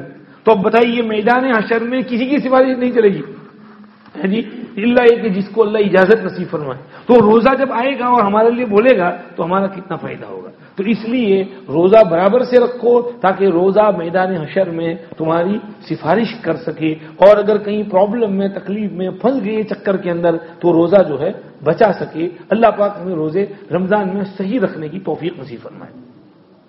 رمضان کا ادب، رسپیکٹ، اس کا احترام کرنے کی توفیق دے. بعض لوگ بے احترامی کرتے ہیں، روزے نہیں رکھتے، کھاتے ہیں، دن کو کھاتے ہیں، یہ بے ادبی ہے روزے کی. ایسے لوگوں کے خلاف روزہ مقدمہ دائر کرے گا، کیس دائر کرے گا. پروردگار یہ رمضان کا اور روزے کا حکم جو ہے اس کو وائلیٹ کرتا تھا، حکم توڑتا تھا. دن دھارے لوگوں کے سامنے ٹیک اوے میں جا کے کھاتا تھا، سب کے سامنے باہر رکھ کر ٹھنڈا ٹھنڈا ڈرنک پیتا تھا اور جناب سینڈوچ کھاتا تھا. کالج میں، یونی میں، اسکول کے اندر، جاب پر، کام پر یہ کھاتا تھا. دوسرے مسلمان روزے میں ہیں اور یہ سب کے سامنے کھاتا پیتا تھا، ستاتا تھا دوسروں کو. پھر اس لیے اس کو میرا حق دیا جائے، پکڑ کے جہنم میں گھسیٹ کے پھینک دیا جائے گا اس کو. اللہ جہنم کے عذاب سے ہماری حفاظت فرمائے. تو روزہ جو ہے صحیح رکھو تاکہ روزہ تمہاری سفارش کر سکے. ایک پیر ذوالفقار صاحب نقشبندی کے ایک بیان میں ہم نے پڑھا کہ ایک مسلم محلے کے اندر ایک پارسی رہتا تھا، اس کا انتقال ہو گیا. پارسیوں نے اس کو جلانا تھا، جلا دیا. کچھ دن بعد کسی نے اس کو خواب میں دیکھا، سمجھا یہ تو کافر تھا، پارسی تھا، فائر ورشپر تھا، عذاب میں ہوگا. لیکن اس کو اچھے سفید کپڑوں میں دیکھا. اس کو کہا یار یہ تجھے اچھی حالت میں دیکھ رہا ہوں. اس نے کہا کہ میری معافی ہو گئی. کیسے ہوئی؟ کہ میں مسلمان ہو گیا تھا، مرنے سے پہلے میں نے کلمہ پڑھ لیا تھا. کوئی مسلمان محلے میں رہتا تھا تو مسلمانوں کی برکت سے میں آدھا مسلمان تو تھا ہی، سلام سب کچھ جانتا تھا، سلام کرتا تھا، بسم اللہ بولتا تھا، انشاءاللہ بولتا تھا، ماشاءاللہ بولتا تھا، کلمہ بھی پڑھ لیا تھا میں نے. اور اللہ پاک نے مجھے مرنے سے پہلے کلمہ نصیب کیا. یہ کیا اللہ پاک نے کیوں کلمہ نصیب کیا؟ اس نے کہا کہ ایک مرتبہ رمضان کا مہینہ تھا اور میرا بیٹا جو ہے اپنا کھانا لے کر باہر جو ہے بیٹھ کے کھا رہا تھا. تو سب مسلمان محلے والے اس کو دیکھ رہے ہیں. میں جب آیا اور میں نے دیکھا کہ وہ باہر بیٹھ کے کھا رہا ہے تو میں نے اس کی برابر خبر لی. میں نے کہا بے شرم, تجھے شرم نہیں آتی؟ رمضان کا مہینہ ہے, یہ مسلمان ہمارے محلے میں سب بیچارے روزے رکھے ہوئے بھوکے پیاسے ہیں اور تو ان کے بیچ میں اس طرح بیٹھ کر کے کھا رہا ہے, بے ادبی کر رہا ہے. نکل نہیں ہوتے, اندر جا, کھانا ہے تو گھر میں جا کے کھانا کھا, باہر کیوں ستاتا ہے سب کو؟ میں نے اس کی برابر خبر لی, دھلائی کی, اس کو اندر بھیج دیا تاکہ مسلمانوں کو تکلیف نہ ہو ان کے روزے کے درمیان. اللہ پاک کو میرا وہ عمل اتنا پسند آیا کہ اس کی برکت سے مجھے مرنے سے پہلے کلمہ ایمان نصیب کیا اور میری نجات ہو گئی. تو رمضان کا احترام, رمضان کا ادب, رمضان کا رسپیکٹ کریں گے تو انشاءاللہ وہ ہمارے لیے مفید ہوگا اور روزہ ہمارے لیے سفارش کرے گا. اور اسی طرح سے نواں فائدہ رمضان کے روزے رکھوانے سے یہ ہے کہ دعائیں قبول ہوتی ہیں. رمضان میں خاص طور پر دعائیں قبول ہوتی ہیں. اللہ چاہتے ہیں ہماری دعائیں قبول ہو, اس لیے ہم کو کہا روزہ رکھو, پھر روزہ افطار کرنے سے پہلے دعا مانگو تاکہ میں تمہاری دعا سنوں. ارشاد فرمایا الصائم لا ترد دعوته, روزے دار کی دعا واپس نہیں ہوتی. ارشاد فرمایا ثلاث دعوات ثلاثه لا ترد دعوته الصائم حين يفطر. اور آگے فرمایا والامام العادل ودعوة المظلوم رواہ البیہقی فی شعب الایمان. 3 دعائیں رد نہیں ہوتی ہیں ایک روزے دار کی افطار کے وقت. لہذا میں آپ سب سے بھی درخواست کروں گا, گھر پر اپنی ماں اور بہنوں سے بھی کہوں گا کہ رمضان میں افطار کے وقت سموسہ تلنے میں گیس پر بزی مت ہو جانا, ذرا جلدی تھوڑا کام نمٹا کر کے 10 منٹ دعا میں لگ جانا. افطار سے 10 منٹ پہلے سب دعا میں بزی ہو. یہاں پر مرد دعا میں مشغول ہو, مسجد میں, گھروں پر مستورات دعا میں مشغول ہو. اللہ کے سامنے قبلہ رو بیٹھ جائیں, تھوڑا تسبیح پڑھ لیں, استغفار پڑھ لیں, یا واسع الفضل اغفر لی پڑھ لیں. کتنے سمپل دعا ہے, حدیث میں ہے, فضائل رمضان میں شیخ نے نقل کی ہے. صحابی کا عمل تھا عبداللہ ابن عمر کا, یا واسع الفضل اغفر لی, یا واسع الفضل اغفر لی, یا واسع الفضل اغفر لی, یا واسع الفضل اغفر لی, اے وسیع فضل والے میری مغفرت کر دے. اللہم انی اسألک برحمتک التی وسعت کل شیء ان تغفر لی. حضور کی دعا ابو داؤد شریف میں ہے ذهب الظمأ وابتلت العروق وثبت الاجر انشاءاللہ. پیاس بجھ گئی, رگیں تر و تازہ اور فریش ہو گئیں, اور انشاءاللہ اللہ سے امید رکھتے ہیں کہ ہمارا اجر و ثواب اور ریوارڈ بھی ثابت ہو گیا. یہ اللہ ہم کو تو یہ اجر ثواب دے دینا, ہم سے راضی ہو جانا.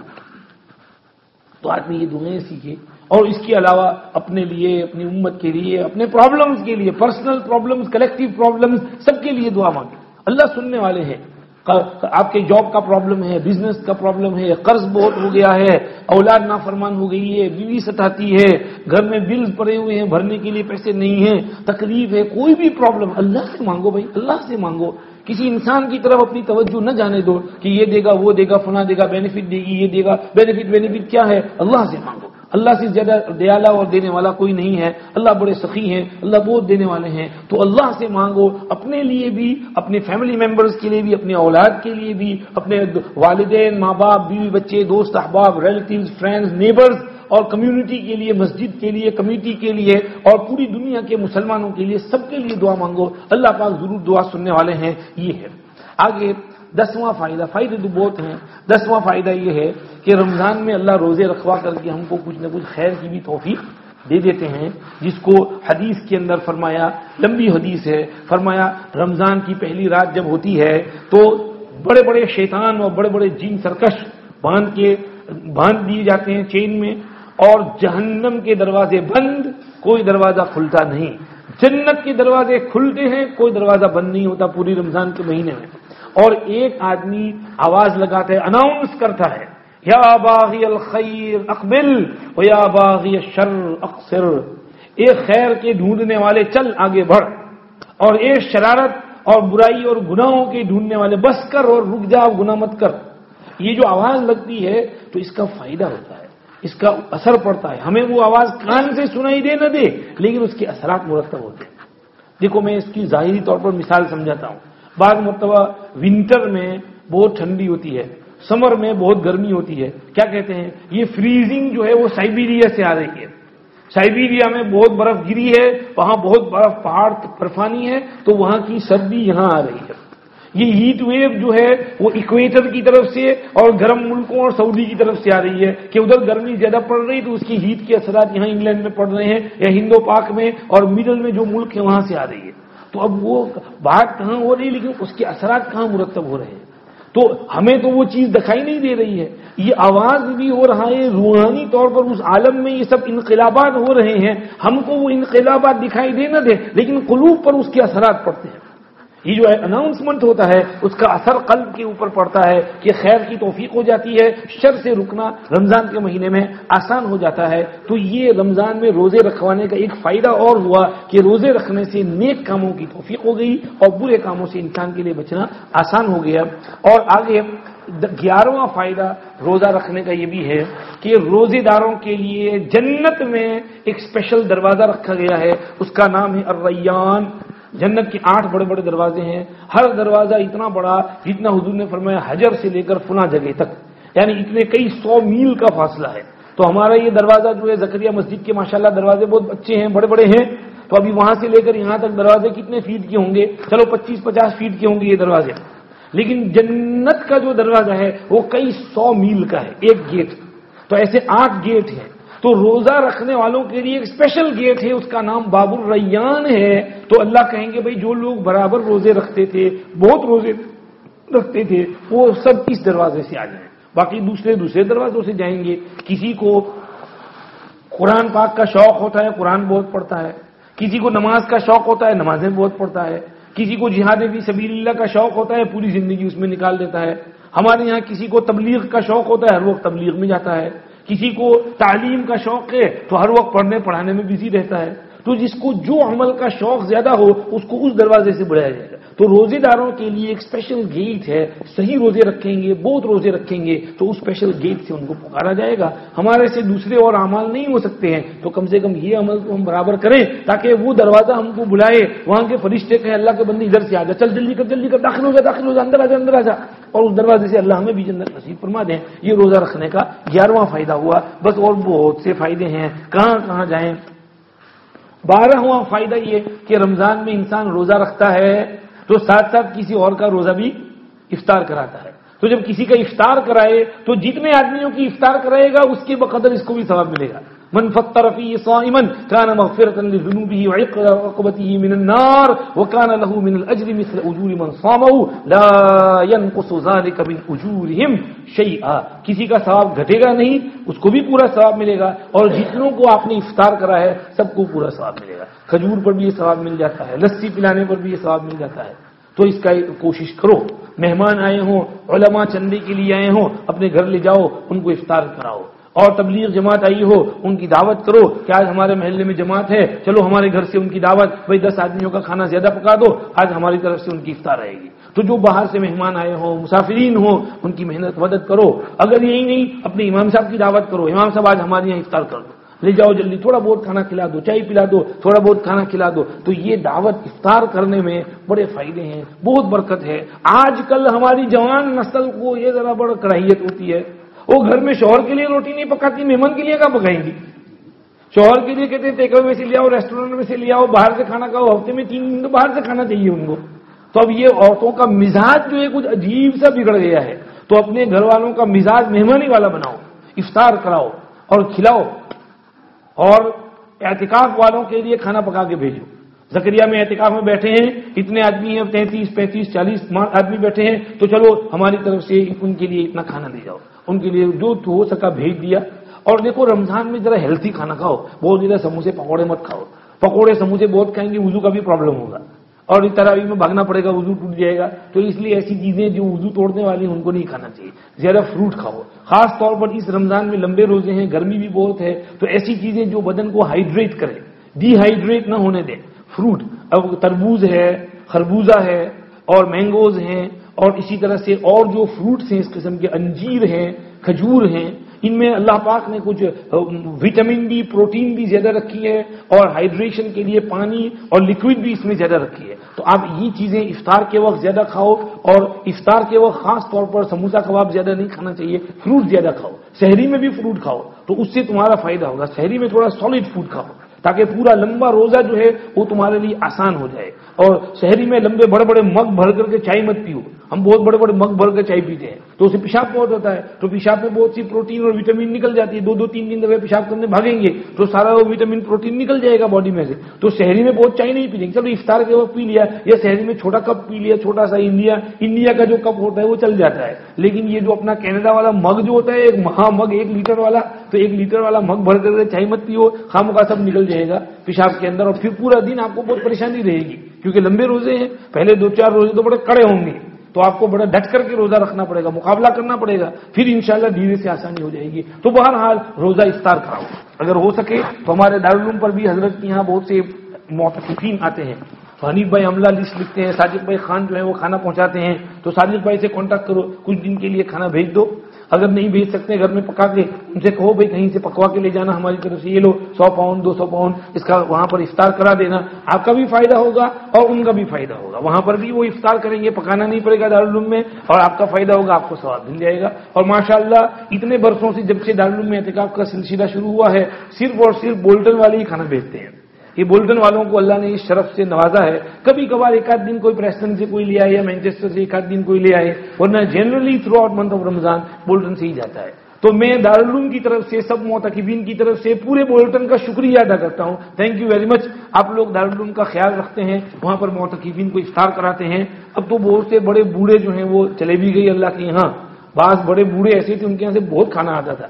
میں تو 89 سے لے کر 6 سال میں نے افطار وہاں اعتکاف کیا ہے دارالعلوم میں. جب مسجد بنی تھی تو پہلا سال مولانا ہاشم صاحب نے کیا, پھر 6 سال پورا مہینہ میں نے اعتکاف کیا ہے وہاں پر. تو مجھے پتا ہے کہ کون کون کہاں سے کس کی یہاں سے کیسے کیسے کھانا آتا تھا. دلاور بھائی کے یہاں سے ہمیشہ آتا ہے, ہمارے اسماعیل بھائی کے یہاں سے آتا تھا, اور مجھے سب نام یاد نہیں ہے, بھول جاتا ہوں سب کے, لیکن بہت لمبی لسٹ ہوتی تھی اس وقت. تو جناب وہ بیچارے باہر لوگوں کو نہ کہنا پڑتا تھا کہ بھائی لسٹ فل ہو گئی ہے.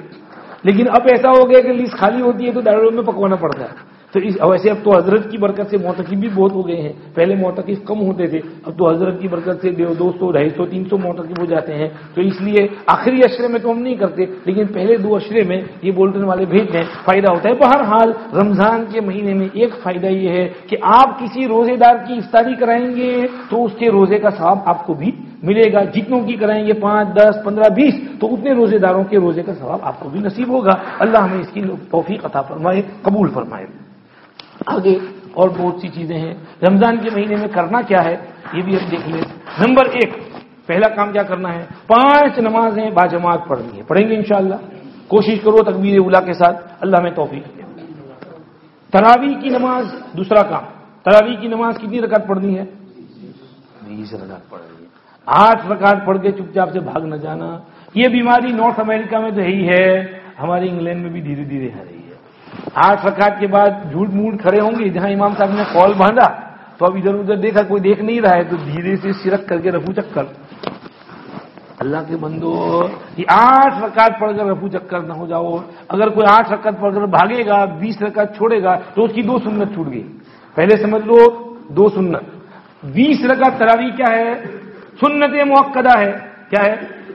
سنت. بڑی تاکید ہے اس سنت, پڑھنا چاہیے. من قام رمضان حضور نے فرمایا ہے, سب نے اس کو سنت مؤکدہ لکھا. بہت سے بعضوں نے اس میں مؤکدہ کہنے سے ذرا تذبذب بھی کیا ہے, لیکن بہت سے فقہا نے سنت مؤکدہ کہا ہے اس کو. تو سنت مؤکدہ ہم بھی یہی سمجھتے ہیں کہ بہت تاکید والی سنت ہے. حضرت عمر رضی اللہ عنہ کے زمانے میں رمضان سن 14 ہجری میں یہ شروع ہوئی تھی. اس حیت کے ساتھ حضرت عمر کے پاس حضور کی طرف سے کچھ انڈیکیشن تھا, اس لیے حضرت عمر نے یہ 20 رکعت اور 3 تراویح 3 وتر اس طرح شروع کرائی تھی. اور اس وقت سے حضرت عمر کے 10 سال اسی طرح 20 رکعت پڑھی گئی. حضرت عثمان کے 12 سال اسی طرح 20 رکعت پڑھی گئی. حضرت علی کے 5 سال اسی طرح 20 رکعت پڑھی گئی. تو یہ 3 خلفائے راشدین کی سنت ہوئی کہ نہیں؟ اور حدیث میں کیا ہے؟ علیکم بسنتی وسنت الخلفاء الراشدین المہدیین عضوا علیہا بالنواجذ. لازم پکڑو میری سنت, خلفائے راشدین مہدیین کی سنت, اپنے مولر تیس سے اس کو پکڑ لو, چھوڑو نہیں اس کو. تو اس لیے 20 رکعت تراویح پڑھنا سنت مؤکدہ. کوئی آدمی 8 رکعت پڑھ کر بھاگ جائے گا تو اس کی یہ سنت مؤکدہ ایک چھوٹی. دوسری سنت کیا ہے؟ رمضان میں تراویح کے اندر پورا قرآن پڑھنا یا سننا. پڑھیں گے تو پڑھنے والے اور سنیں گے سننے والے. اگر کوئی 8 رکعت پڑھ کے بھاگے گا تو اس کے پورے قرآن کی سنت چھوٹ جائے گی. بھائی دیکھو بھائی قرآن سننا یہ بھی تو ایک ثواب کا کام ہے نا. اور ایک مسلمان کو پورا قرآن سننے کا چانس کب ملتا ہے؟ پورا سال ملتا ہے؟ بولو ابھی کون سنتا ہے قرآن؟ آپ گھر میں سنتے ہیں قرآن؟ کون سنتا ہے قرآن؟ کوئی بھی نہیں. پورا قرآن نماز میں سننے کا چانس کب ملتا ہے آپ کو؟ تراویح میں. تو آپ کیوں اس چانس موقع کو چھوڑ رہے ہو اور تراویح 8 رکعت پڑھ کے بھاگ جاتے ہو؟ یہ دوسری سنت آپ کی چھوٹی ہے پورا قرآن سننے والی. اور دیکھو قرآن سننے پر بھی ثواب ہے. من استمع الى آیۃ من کتاب اللہ تعالی کتبت له به حسنۃ مضاعفۃ ومن تلاها كانت له نورا یوم القیامہ. شیخ نے فضائل قرآن میں اس کو نقل کیا ہے. جو قرآن کی ایک آیت سنے تو اس کے لیے سننے کا جو ثواب ہے ملٹی پلائی کر کے بڑھا چڑھا کر کے اس کے لیے لکھا جائے گا. اور جو قرآن کی آیت پڑھے گا تو پڑھنے والے کے لیے وہ ایک آیت اس کے قلب میں نور کا باعث بنے گی, اس کے دل میں نورانیت آئے گی قرآن کی آیت پڑھنے سے. تو سننے پر بھی ثواب, تلاوت کرنے پر نورانیت. آپ قرآن پاک پورا سنیے, یہ سنت بھی ادا کیجئے, کریں گے انشاءاللہ. میں تو کہتا ہوں دیکھو جی 5 نمازیں آپ نے تکبیر اولیٰ کے ساتھ پڑھنی ہے تو 20 رکعت تراویح اور وتر بھی تکبیر اولیٰ کے ساتھ پڑھنی ہے. کوشش کرو, دیکھو اس میں کتنی برکت ہے, کتنی برکت ہے. میں تو الحمدللہ ٹرائی کرتا ہوں تراویح میں بھی امام صاحب سلام علیکم کر کے کھڑے ہوں تو جیسے ہی امام صاحب اللہ اکبر کرے تو امام صاحب کے ساتھ ہی میرا بھی اللہ اکبر ہونا چاہیے. تو اس میں بہت برکت, بہت فائدہ کہ تراویح بھی تکبیر اولیٰ کے ساتھ پڑھے. یہ اس لیے کہ بعض لوگ بیچارے سستی کرتے ہیں, پیچھے بیٹھے رہتے ہیں, باتیں کرتے رہتے ہیں, جب امام رکوع میں جاتے ہیں تو اللہ اکبر کھڑے ہو جاتے ہیں. تو یہ نہیں ہونا چاہیے, یہ سستی ہے. بھائی تراویح بھی تکبیر اولیٰ کے ساتھ پڑھنی چاہیے. اللہ ہمیں عمل کی توفیق نصیب فرمائے. ایک کام روزہ ہوا, دوسرا کام تراویح تکبیر اولیٰ کے ساتھ پڑھنا انشاءاللہ. اور اچھا ایک کام تو 5 نمازیں میں نے کہی نا, 5 نمازیں تکبیر اولیٰ کے ساتھ, دوسرے تراویح, تیسرا جو رمضان کا جو مقصد ہے مین کیا ہے؟ روزہ. تو روزے برابر رکھیں, روزہ ایک بھی چھوٹے نہیں, ایک بھی روزہ ٹوٹے نہیں ہے جی. روزہ چھوٹے موٹے بہانوں پہ چھوڑو نہیں. کسی نے مسئلہ پوچھا مولانا صاحب میں لندن میں رہتا ہوں اور روزانہ براڈفورڈ کام کرنے کے لیے ٹریولنگ کرتا ہوں تو پورا مہینہ میں تو ہر وقت ٹریولنگ میں مسافر رہوں گا, آؤں گا جاؤں گا, تو میرے لیے روزہ رکھنا ضروری ہے نہیں؟ میں کہا نہ لے, کہیں گے رمضان میں چھٹی لے لیں, روزے رکھ لی. رمضان کا ایک روزہ اگر چھوٹ جاوے, پوری زندگی روزے رکھے پھر بھی اس کا ثواب نہیں مل سکے گا. اور اب تو ٹریولنگ اتنا مشکل کہاں ہے جتنا پہلے اونٹوں کا ٹریولنگ تھا, اور پہاڑوں پر سے, اور گرمی میں ایئر کنڈیشن گاڑی میں بیٹھ کے تم ٹریولنگ کرتے ہو, رات کو ٹریولنگ کرتے ہو, تو کیا حرج ہے اس کے اندر؟ بالکل نہیں. یہ بہانہ مت بنانا, ٹرائی کرنا روزے رکھنے کی کوشش کریں گے, اللہ آسان کریں گے. تمہارے لیے کتنا روزہ اتنا مشکل تھوڑی ہے. دیکھو مکہ مدینہ میں حرمین شریفین میں کام چل رہا ہے, اللہ پاک جلدی سے پورا کرا دے. وہاں پر جو کام کرنے والے ہیں مسلمان, اور دن میں کڑکڑتی گرمی میں باہر کام کرتے ہیں جی, اور کتنے 6 گھنٹے 7 گھنٹے کام کرتے ہیں, بلڈنگ ورک کام کر رہے ہیں, بریک ورک کر رہے ہیں, اور یہ اور دھڑا دھڑ کھڑا خط مشین چل رہے ہیں روزے کے ساتھ. روزے کے ساتھ اتنی شدید گرمی کے اندر کام کرتے ہیں, بھر کی مشقت برداشت کرتے ہیں. ماشاءاللہ بڑے نیک ہیں بھائی, مکے میں ہیں اور ہم روزہ چھوڑے بہت رکھتے ہیں روزے. تو اتنی مشقت کہاں ہے آپ کے سفر میں؟ خبردار جو ایسا لوپ ہول ڈھونڈا تو ایسا کوئی روزہ چھوڑنا نہیں ہے, روزہ برابر رکھنا ہے. سفر کرو یہاں سے تو روزے رکھو, کہنا نہیں چاہیے. الحمدللہ میں بھی یہاں سے کینیڈا جاتا ہوں سفر میں, بعض مرتبہ میرا روزہ 22 گھنٹے کا ہو جاتا ہے, لیکن کوشش کرتا ہوں کہ روزہ نہ چھوٹے.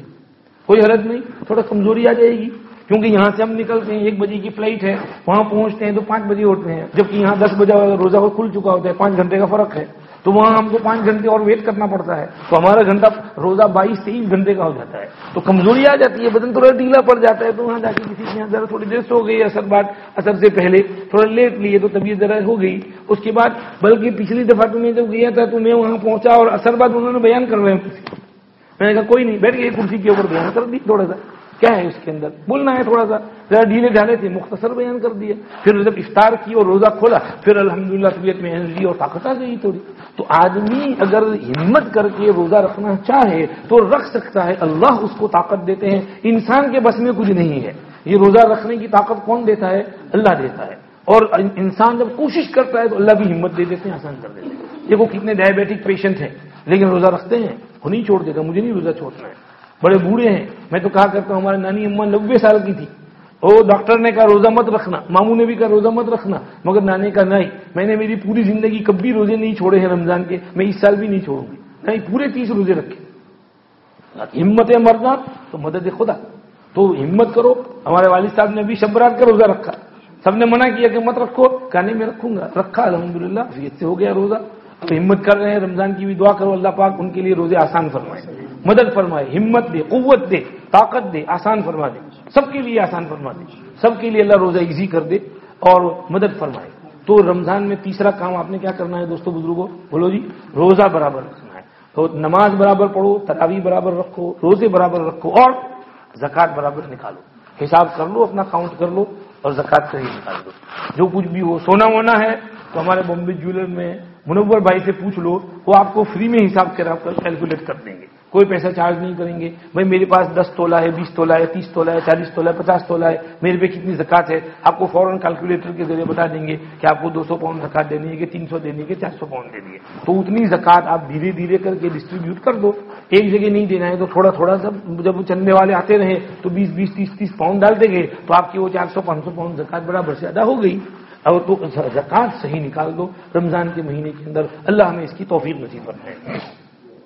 اس کے علاوہ رمضان کے مہینے میں اور کیا کرنا ہے, تلاوت کلام پاک, قرآن شریف پڑھو گے انشاءاللہ, خوب قرآن شریف پڑھو. بس میں اب ڈیٹیل میں نہیں جاتا. اور کیا کام کرنا ہے رمضان کے مہینے میں, تھوڑا ذکر. حدیث میں ہے ذاکر اللہ فی رمضان مغفور لہو, جو رمضان میں اللہ کا ذکر کرے تو اس کی بخشش ہو جاتی ہے. تو آپ رمضان میں تھوڑا ذکر کر لو. حدیث میں فرمایا رمضان میں 4 کام کثرت سے کرو, 2 اللہ کو خوش کرنے کے لیے اور 2 تمہارے اپنے لیے. اللہ کو خوش کرنے کے لیے 2 کام جو کرنے ہیں, لا الہ الا اللہ, لا الہ الا اللہ, لا الہ الا اللہ, لا الہ الا اللہ, لا الہ الا اللہ, لا الہ الا اللہ. تسبیح لے کے بیٹھ جاؤ, خوب پڑھو. روزانہ صبح و شام 100 200 300 مرتبہ لا الہ الا اللہ پڑھ لیا کرو. گھر میں تسبیح لے کر مسجد میں آتے ہوئے لا الہ الا اللہ پڑھتے آؤ. اور دوسرا استغفار, استغفر اللہ استغفر اللہ استغفر اللہ الذی لا الہ الا هو الحی القیوم واتوب الیہ, اللهم اغفر لی, اللهم ارحمنی, اللهم انک عفو تحب العفو فاعف عنی. یہ استغفار خوب کرو. یہ 2 کام اللہ کو خوش کرنے کے لیے اور 2 کام تمہارے اپنے لیے. اور وہ کیا ہیں, اللہ سے جنت مانگو اور جہنم سے اللہ کی پناہ مانگو. روزانہ اللہ جنت نصیب کر, اللہ جہنم کے عذاب سے بچا لے. یہ 2 چیزیں مانگنی ہے, روزانہ مانگنی ہے. جنت مانگنا ہے, جہنم سے اللہ کی پناہ مانگنی ہے. تو یہ حضور نے فرمایا ذکر خوب کرو, دعا خوب مانگو. دعا کا کام مقصد بھی ہو گیا, دعا تو میں پہلے بھی کہہ چکا. اس کے علاوہ جیسے جیسے رمضان آگے گزرے, پھر اعتکاف کا زمانہ آئے تو اعتکاف کی کوشش کرو گے انشاءاللہ. اعتکاف کرو. بھائی جن کو کوئی پرابلم نہیں ہے, کوئی رکاوٹ نہیں ہے, بیٹھ سکتے ہیں تو 10 دن اللہ کے گھر میں گزارو. میرا بہت جی چاہتا ہے کبھی زکریا میں بھی میں اعتکاف کروں. انشاءاللہ اللہ کبھی ہماری یہ تمنا پوری کریں گے انشاءاللہ. تو اعتکاف کرو. میں 3 سال سے الحمدللہ ہمارے حضرت کے مشورے سے, حکم سے لندن میں کرتا ہوں اعتکاف. بہت فائدہ ہوتا ہے. 150 بچے پچھلے سال میرے ساتھ اعتکاف میں تھے الحمدللہ, جوان لڑکے. اور الحمدللہ کھانے پینے کا سب بندوبست اللہ پاک اسٹمفرڈ ہل مسجد قباء والوں کو جزائے خیر دے. اللہ انہوں نے ایک جگہ سے بندوبست کر دیا ہے, صبح و شام سحری اور افطار کا کھانا آ جاتا ہے مہمانوں کے لیے. تو مہمانوں کو کھانے کی فکر ہی نہیں ہے, اور وہ پورے 10 دن کا جتنا خرچہ ہوتا ہے وہ دے دیتے ہیں. تو اس سے وہ معتکفین کو کھانے پینے کا پرابلم نہیں. اور پھر محلے والوں کی طرف سے تھوڑا سا مسا پکوڑا, فروٹ, یہ وہ چاٹ, چٹنی, جو کوئی فرنی وغیرہ سب آ جاتی ہے تو اسے کام چل جاتا ہے. بہت اچھا ہوتا ہے, جوان خوش ہوتے ہیں, پورا دن ماحول رہتا ہے, بہت اچھا ہوتا ہے. تو اعتکاف اگر ہو سکے تو کرو, بہت فائدہ ہے اعتکاف کرنے کا. کرو گے انشاءاللہ. اور آگے کیا کام کرنا ہے اعتکاف کے ساتھ ساتھ, شب قدر کی تلاش. شب قدر کی تلاش بھی کرو گے انشاءاللہ. اللہ ہمیں توفیق نصیب فرمائے اور عبادت بھی نصیب فرمائے. اس کے بڑے فائدے ہیں. پڑھو فضائل رمضان میں لیلۃ القدر کا کتنا ثواب ہے, تو اس کو ڈھونڈو. اللہ پاک نے ایک شب قدر ہم کو دے دی تو 1000 مہینوں سے بہتر, یعنی 83 ایئرز 4 منتھ سے بہتر. تو آپ کو ایک رات کی عبادت میں 83 ایئرز کی عبادت کا ثواب مل جائے گا. تو اس لیے آپ, اور وہ بھی اتنا فکس نہیں, اس میں خیر من الف شہر کا ہے. آپ کی نیت میں اگر اور عبادت میں بہت زیادہ خشوع خضوع ہوا تو اللہ اس کو کئی سالوں تک بڑھا سکتے ہیں اس کا ثواب. اللہ تو بہت دینے والے ہیں. ہمارا کام تلاش کرنا ہے. اللہ نصیب فرمائے. یہ رمضان کے لیے تھوڑا پریپریشن ہوا, تیاری ہوئی, روزے کے فوائد ہوئے, رمضان میں کیا کیا کرنا ہے وہ بیان ہو گیا. اللہ ہمیں عمل کی توفیق نصیب فرمائے اور اللہ قبول بھی فرمائے. ٹھیک ہے جی اسماعیل بھائی, تو پوچھنا ہے کسی کو کوئی سوال جواب کرنا ہو تو کر لو. بولٹن والے بہت اچھے ہیں, کچھ پوچھتے نہیں ہیں. الحمدللہ اللہ کا شکر ہے. میں ایک دفعہ US گیا تھا ابھی 2-3 سال پہلے, وہاں ایسے ہی بیان کیا. بیان کے بعد کوئی چاچا آئے, میری 2-3 بھول نکالنا شروع کر دی. آپ نے یہ کیوں کہا اور ویسا کیوں کہا؟ میں نے کہا اچھا بھائی سوری معاف کرنا چاہتا. آپ نے درود شریف میں اللہم صلی علی سیدنا محمد کہا اور ابراہیم علیہ السلام کے ساتھ سیدنا نہیں کہا، یہ کیوں کیا آپ نے؟ ابراہیم علیہ السلام کے ساتھ بھی آپ کو سیدنا بولنا چاہیے تھا. میں نے کہا چاچا معاف کرنا، میری مسٹیک ہو گئی. تو ایسے بعض جگہوں پر تو بھول نکالنے والے، سوال کرنے والے بھی بہت ہوتے ہیں، لیکن الحمدللہ جاتے ہیں، اللہ پاک ہماری اصلاح بھی کرتے ہیں اس کی برکت سے. اللہ قبول بھی فرمائے، اللہ راضی بھی ہو جائے. ہم 2-3 دن ہیں یہاں، پھر آگے ہم مٹر گشت چکر شروع ہو جائے گا. اللہ پاک ساری مسافری یہاں آسان کرے. دعا کرنا ہمارے لیے، اللہ قبول کرے، اللہ راضی ہو جائے. درود شریف پڑھنے. سبحانك اللهم وبحمدك نشهد ان لا اله الا انت نستغفرك ونتوب اليك. اللهم لك الحمد ولك الشكر، اللهم لك الحمد ولك الشكر، اللهم لا نحصي ثناء عليك انت كما اثنيت على نفسك. اللهم صل وسلم وبارك على سيدنا مولانا محمد عبدك ورسولك النبي الامي نبي الرحمه كما تحب وترضى عدد ما تحب وترضى كل ما ذكره الذاكرون وكل ما غفل عن ذكره الغافلون. اللهم ربنا آتنا في الدنيا حسنة وفي الآخرة حسنة وقنا عذاب النار. ربنا اغفر لنا ذنوبنا وإسرافنا في أمرنا وثبت أقدامنا وانصرنا على القوم الكافرين. رب اغفر وارحم وأنت خير الراحمين. رب اغفر وارحم وأنت خير الراحمين. رب اغفر وارحم وأنت خير الراحمين. اللهم اغفر لنا وارحمنا وعافنا وارزقنا واسترنا واجبرنا واهدنا وارفعنا إنا لما أنزلت إلينا من خير فقراء. اللهم اغفر لجميع أمة سيدنا محمد صلى الله عليه وسلم. اللهم ارحم أمة سيدنا محمد صلى الله عليه وسلم. اللهم تجاوز عن أمة سيدنا محمد صلى الله عليه وسلم. اللهم فرج الكرب عن أمة سيدنا محمد صلى الله عليه وسلم. اللهم ثبتنا على الإيمان وأمتنا على الإيمان واحشرنا يوم القيامة مع المتقين مع الإيمان. اللهم حبب إلينا الإيمان وزينه في قلوبنا وكره إلينا الكفر والفسوق والعصيان واجعلنا من الراشدين واجعلنا من الفائزين المهديين. يا مقلب القلوب ثبت قلوبنا على دينك ويا مصرف القلوب صرف قلوبنا إلى طاعتك. اللهم افتح لنا شهر رمضان برضوانك والعتق من نيرانك. اللهم وفقنا فيه لما تحب وترضى من القول والفعل والعمل والنية والهدي إنك على كل شيء قدير. اللهم وفقنا لما تحب وترضى واجعل آخرتنا خيرا من الأولى. اللهم إنا نسألك التوفيق لمحابك من الأعمال وصدق التوكل عليك وحسن الظن بك. سبحان خالق النور سبحانك وبحمدك لا إله إلا أنت نستغفرك ونتوب إليك. اللهم اللہ یا ارحم الراحمین، محض اپنے فضل و کرم سے ہم سب کی مغفرت فرما دیجیے. بے شک ہم بہت گنہگار، خطا کار، سیاہ کار، مجرم، گندے، مگر آپ ہی کے بندے آپ کے سامنے ہاتھ جوڑ کر معافی مانگتے ہیں. ہم سب کو معاف کر دیجیے. ہماری پچھلی تمام کوتاہیوں، غلطیوں، لغزشوں، گناہوں کو معاف فرما دیجیے. صغیرہ کبیرہ جان بوجھ کر کیے ہوئے، غلطی سے ہونے والے، دن کے اجالے میں کیے ہوئے، رات کے اندھیروں میں کیے ہوئے سارے گناہ معاف کر دیجیے. یا اللہ ہماری آنکھوں کے گناہ معاف کر دیجیے، ہماری زبانوں کے گناہ معاف کر دیجیے، ہمارے کانوں کے گناہ معاف کر دیجیے، ہمارے ہاتھ پیر دل دماغ شرمگاہ کے گناہ معاف فرما دیجیے. یا اللہ جو گناہ جان بوجھ کر کیے وہ بھی معاف کر دیجیے، جو غیر ارادی اور غیر اختیاری طور پر بائی مسٹیک ہم سے ہو گئے وہ بھی معاف کر دیجیے. جو گناہ ٹیلی ویژن کے سامنے کیے وہ بھی معاف کر دیجیے، جو گناہ کمپیوٹر کے سامنے کیے وہ بھی معاف کر دیجیے، جو گناہ موبائل پر کیے وہ بھی معاف کر دیجیے. ہر قسم کے چھوٹے بڑے گناہ معاف کر دیجیے. جو گھروں میں کیے وہ بھی معاف کر دیجیے، جو دکانوں پر اور جاب پر اور بزنس پر کیے وہ بھی معاف کر دیجیے. بے شک ہم نے بہت گناہ کیے ہیں، آپ کو بہت ستایا ہے، آپ کی بہت نافرمانیاں کی ہیں، آپ کے بہت حکم توڑے ہیں یا اللہ، لیکن آپ کو چھوڑ کر اور ہم کہاں جائیں. یا اللہ اگر آپ نے معاف نہیں کیا تو اور کون ہم کو معاف کرے گا.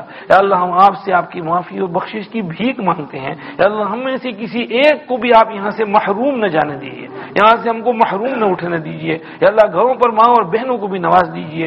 یا اللہ ہماری ماں اور بہنوں کی بھی مغفرت فرما دیجیے، ہمارے بھائی بہنوں کی، بیوی بچوں کی، رشتہ داروں کی، دوست احباب کی، متعلقین کی، محبت رکھنے والوں کی مغفرت فرما دیجیے. ہمارے والدین کی مغفرت فرما دیجیے. اس بستی کے تمام مسلمانوں کی مغفرت فرما دیجیے. ہمارے تمام مرحومین کی مغفرت فرما دیجیے. پوری امت کی مغفرت فرما دیجیے. پوری امت کے ساتھ رحم کا، کرم کا، عفو اور صفا اور عافیت کا معاملہ فرمائیے. اللہ پوری امت کو معاف کر دیجیے. اللہ پوری امت کو معاف کر دیجیے. اللہ پوری امت کو معاف کر دیجیے. پوری امت کے لیے ہدایت کے فیصلے فرما دیجیے. اللہ امت پر سے یا اللہ سختی اور پریشانی کو اٹھا لیجیے. اللہ امت کے لیے سربلندی اور راحت اور آرام سکون کے فیصلے فرمائیے. یا اللہ مصر کے مسلمانوں پر خاص طور پر رحم فرمائیے. کل رات فجر کی نماز نماز میں بہت سے مسلمانوں کو شہید کر دیا. یا اللہ ان شہداء کے خون کو بیکار نہ جانے دیجیے. اللہ ان کے درجات بے حساب بلند فرمائیے. ان کے پیچھے پسماندگان کو صبر جمیل عطا فرمائیے. جو زخمی ہیں ان کے لیے علاج معالجے کا بندوبست فرمائیے. بڑے بوڑھے ہیں, بیوہ عورتیں ہیں, معصوم بچے ہیں, اللہ ان کے لیے کفالت کا اچھا بندوبست فرمائیے. وہاں پر کوئی اچھے حاکم منصف حاکم نصیب فرمائیے. وہاں کے جس حاکم کو ہٹا دیا گیا ان کے لیے خیر کے فیصلے فرمائیے, ان کی حفاظت فرمائیے. یا اللہ ظالموں کے ظلم سے نجات عطا فرمائیے. یا اللہ ہر جگہ ظالموں کے ظلم سے نجات عطا فرمائیے. ظالم کا ہاتھ پکڑ لیجئے, ظالم کو اس کے ظلم سے روک دیجئے. یا اللہ اگر اس کے حق میں ہدایت ہے تو نصیب فرما دیجئے, نہیں ہے تو ایسے ظالموں کو چن چن کر ختم فرما دیجئے. اس دھرتی کو, اس زمین کو ان سے پاک اور صاف کر دیجئے. شام کے مسلمانوں پر رحم فرمائیے. یا اللہ وہاں بھی اسلام کا بول بالا فرمائیے, اہل حق کا بول بالا فرمائیے. اہل حق کو پھر سے عزت, قوت, شوکت اور غلبہ نصیب فرمائیے. فلسطین کے مسلمانوں پر رحم فرمائیے. مسجد اقصی کی حفاظت فرمائیے. یا اللہ وہاں کے محافظین کی حفاظت فرمائیے, ان کی مدد و نصرت حمایت حفاظت فرمائیے. حرمین شریفین کی حفاظت فرمائیے. یا اللہ مکہ شریف مدینہ شریف کی حفاظت فرمائیے. کعبۃ اللہ شریف روضہ رسول کی حفاظت فرمائیے. جو حضرات عمرے میں گئے ہیں ان کی حاضری قبول فرمائیے. جو جانا چاہتے ہیں ویزا کے پرابلم میں پھنسے ہوئے ہیں ان کی مدد فرمائیے. ویزا میں کچھ آسانی فرما دیجیے. اللہ ان کے نیک ارادے پورے فرمائیے. بیچاروں کے لیے مشکلات پریشانیوں سے حفاظت فرمائیے. یا ارحم الراحمین اللہ پوری امت کی حفاظت فرمائیے. تمام مساجد کی حفاظت فرمائیے. تمام مدارس کی حفاظت فرمائیے. تمام یا اللہ دارالعلوم کی حفاظت فرمائیے. تمام جماعتوں اور جمعیتوں کی حفاظت فرمائیے. تبلیغی مراکز کی حفاظت فرمائیے. ہمارے علماء صلحاء مشائخ اہل اللہ کی حفاظت فرمائیے. یا اللہ ہر مومن کی جان مال عزت آبرو کی حفاظت فرمائیے. یا اللہ رمضان کا مبارک مہینہ سامنے آ رہا ہے, ہم آپ کا شکریہ ادا کرتے ہیں کہ آپ نے ہمیں ہماری زندگی میں ایک اور رمضان نصیب فرمانا ہے. یا اللہ آپ نے بہت رمضان دیے ہم کو, ہم سے اس کی ناقدریاں ہوئیں, ہم کو معاف کر دیجئے اور یہ رمضان تو ہم کو صحیح طرح سے گزارنے کی توفیق دیجئے. اللہ اس میں خوب عبادت کرنے کی توفیق دیجیے. یا اللہ ٹائم ویسٹ کرنے سے ہماری حفاظت فرمائیے. یا اللہ روزے صحیح رکھنے کی توفیق دیجیے. نمازیں باجماعت پڑھنے کی توفیق دیجیے. تراویح تکبیر اولیٰ کے ساتھ پڑھنے کی توفیق دیجیے. پوری تراویح پڑھنے کی توفیق دیجیے. اور امت میں یہ 8 رکعت والا جو فتنہ پھیل گیا ہے اس سے امت کی حفاظت فرمائیے. امت کو سمجھ نصیب فرمائیے. رمضان میں عبادت زیادہ کرنی چاہیے. جو لوگ اس طرح کی شرارتیں کر کے آپ کی عبادت کو گھٹاتے ہیں یا اللہ اس شرارت کو مٹائیے. ایسے شریر لوگوں کو ختم فرمائیے. اور یا اللہ 20 رکعت تراویح پوری پڑھنے کی امت کو توفیق نصیب فرمائیے. سمجھ عطا فرمائیے. تہجد پڑھنے کی بھی توفیق عطا فرمائیے. چاشت اور اشراق اور اوابین کی بھی توفیق عطا فرمائیے. ہم تو آپ کی عبادت کے لیے پیدا ہوئے تھے. یا اللہ یہ کیسے لوگ کھڑے ہو گئے جو ہم کو آپ کی عبادت سے روکتے ہیں. یا اللہ عبادت نہیں کرنے دیتے. ایسے خبیثوں کی خباثت اور شرارت سے حفاظت فرمائیے. اور یا اللہ امت کو آپ کی عبادت کرنے کا ذوق اور شوق نصیب فرمائیے. عبادت کے اندر جو حلاوت ہے, مٹھاس ہے, لذت ہے, سویٹنس ہے وہ نصیب فرمائیے. اور خوب عبادت کرنے کی توفیق دیجیے. زکوٰۃ صحیح نکالنے کی توفیق دیجیے. صدقہ خیرات خوب کرنے کی توفیق نصیب فرمائیے. شب قدر ڈھونڈنے کی توفیق عطا فرمائیے. اعتکاف کرنے کی توفیق عطا فرمائیے. ذکر خوب کرنے کی توفیق عطا فرمائیے. تلاوت کلام پاک بڑھانے کی توفیق عطا فرمائیے. دعائیں خوب ماننے کی توفیق عطا فرمائیے. درود شریف اور تسبیحات خوب پڑھنے کی توفیق نصیب فرمائیے. ہمارے ٹائم میں برکت نصیب فرمائیے. یا اللہ ہمارے اعمال میں برکت نصیب فرمائیے. ہماری عبادات میں جان پیدا فرمائیے. ہماری عبادات میں دھیان پیدا فرمائیے. یا اللہ صحیح استحضار اور خوف کے ساتھ عبادت کرنے کی توفیق عطا فرمائیے. پوری امت کے ساتھ رحم اور کرم اور عفو اور صفا اور عافیت کا معاملہ فرمائیے. پوری امت کے لیے ہدایت کے فیصلے فرمائیے. ہماری مساجد کو فل فرما دیجیے اور مساجد میں آ کر جوانوں کو عبادت کرنے کی توفیق عطا فرمائیے. مستورات کو اپنے اپنے مکانات پر خوب عبادت کرنے کی توفیق عطا فرمائیے. رونے دھونے اور اپنے گناہ معاف کروانے کی توفیق عطا فرمائیے. پوری امت پر رحم فرما دیجیے اور پوری امت کے لیے ہدایت کے فیصلے فرمائیے. ہم سب کو مکمل ہدایت نصیب فرمائیے. صراط مستقیم پر استقامت عطا فرمائیے. ایمان کی حلاوت نصیب فرمائیے. ذکر کی لذت نصیب فرمائیے. آپ کی معرفت کے انوار سے ہمارے قلوب کو منور فرمائیے. آپ کی ذات کے ساتھ ذاتی تعلق نصیب فرمائیے. آپ کی سچی محبت عطا فرمائیے. آپ کے حبیب صلی اللہ علیہ وسلم کا سچا عشق نصیب فرمائیے. زیادہ سے زیادہ درود شریف پڑھنے کی توفیق عطا فرمائیے. اتباع سنت کی توفیق توفیق عطا فرمائیے، ایک ایک سنت کو مضبوط تھامنے کی توفیق عطا فرمائیے، اور یا اللہ قرآن پاک کا شوق نصیب فرمائیے، قرآن پاک خوب پڑھنے کی توفیق عطا فرمائیے، اور یا اللہ ذکر فکر کا شوق نصیب فرمائیے، اور یا اللہ اس کی انوارات اور برکات سے ہم سب کو مالا مال فرمائیے، اور یا اللہ رمضان اچھی طرح سے اسموتھلی سکون سے گزار دیجیے، اور امت میں جہاں کہیں مسلمان پریشان ہیں بیچاروں کی پریشانیاں دور فرمائیے، جن کے پاس افطار کے لیے کچھ نہیں ہے ان کے لیے افطار کا بندوبست فرما دیجیے، جن کے پاس مکان نہیں ان کو اچھا شیلٹر نصیب فرمائیے، یا اللہ جو بھوکے پیاسے ہیں ان کے لیے کھانے پینے کا بندوبست فرمائیے، جو زخمی ہیں ان کے لیے علاج معالجے کا بندوبست فرمائیے، جو شہید ہو گئے ان کے درجات بلند فرمائیے، ان کے پیچھے ان کے بیوی بچوں کی حفاظت فرمائیے، کفالت فرمائیے، بندوبست فرمائیے، بوڑھوں پر رحم فرمائیے، بچوں پر رحم فرمائیے، اسلام کا بول بالا فرمائیے، اسلام کو پھر سے عزت قوت شوکت اور غلبہ نصیب فرمائیے، ہر جگہ امت مسلمہ پر رحم فرمائیے، یا اللہ یہ رمضان تو اسلام کے لیے سربلندی کا ہو اور مسلمانوں کے لیے عزت اور شوکت اور قوت اور غلبہ کا ہو، یا اللہ مسلمانوں پر رحم فرمائیے، ہماری ٹوٹی پھوٹی دعائیں سن لیجئے، یا اللہ ہماری ٹوٹی پھوٹی دعائیں سن لیجئے، آپ کے بہت سے نیک بندے پورے رمضان میں بہت دعائیں مانگیں گے، یا اللہ ان کی دعاؤں میں ہم سب کو شامل فرما لیجئے، ہماری دعاؤں میں ان کو شامل فرما لیجئے، ایک دوسرے کے لیے دعا کر کے یا اللہ ایک دوسرے کے لیے خیر و برکت و ترقی کا سبب بننے کی توفیق ہم کو عطا فرمائیے، مرتے دم تک استقامت عطا فرمائیے، اور آخری گھڑی آئے تو کلمہ ایمان والی اچھی موت نصیب فرمائیے، ایسی حالت میں موت دیجیے کہ اللہ ہماری زبانوں پر کلمہ طیبہ لا الہ الا اللہ جاری ہو، آپ ہم سے خوش ہوں، ہم آپ سے خوش ہوں، آپ ہماری ملاقات پسند کریں، ہم آپ کی ملاقات پسند کریں، اللہ ایسی حالت میں موت نصیب فرمائیے، یا اللہ آپ کے دین کی خدمت میں مشغول رہنے کی توفیق عطا فرمائیے،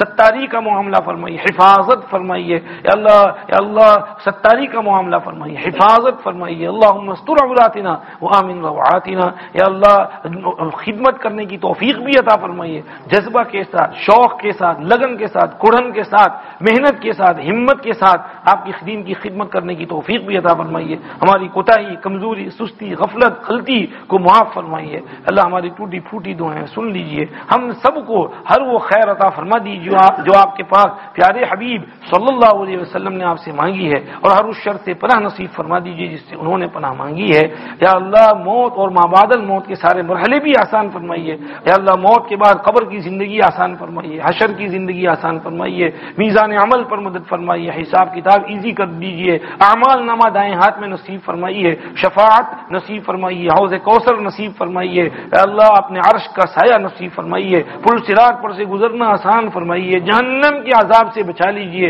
قبر کے عذاب سے حفاظت فرمائیے، جہنم کے عذاب سے حفاظت فرمائیے، اے اللہ ہم سب کو ہمارے پاک پیارے حبیب صلی اللہ علیہ وسلم کی معیت میں ان کے ساتھ، صحابہ کرام کے ساتھ، ہمارے سلف صالحین کے ساتھ خوشی خوشی جنت الفردوس میں داخلہ نصیب فرمائیے، اللہ ان کے ساتھ جنت الفردوس میں داخلہ نصیب فرمائیے، ان کے نقش قدم پر چلنے کی توفیق عطا فرمائیے، انہی کے ساتھ قیامت کے دن ہمارا حشر فرمائیے، اور انہی کے ساتھ جنت الفردوس میں ہم سب کو اللہ داخلہ نصیب فرمائیے، ہماری ٹوٹی پھوٹی دعائیں سن لیجئے، ہر خیر اور برکت سے ہم کو مالا مال کر دیجئے، ہر شر اور برائی سے ہماری حفاظت فرمائیے، ربنا تقبل منا انك انت السميع العليم وتب علينا يا مولانا انك انت التواب الرحيم وصلى اللهم وسلم على سيدنا محمد وآله وصحبه اجمعين برحمتك يا ارحم الراحمين.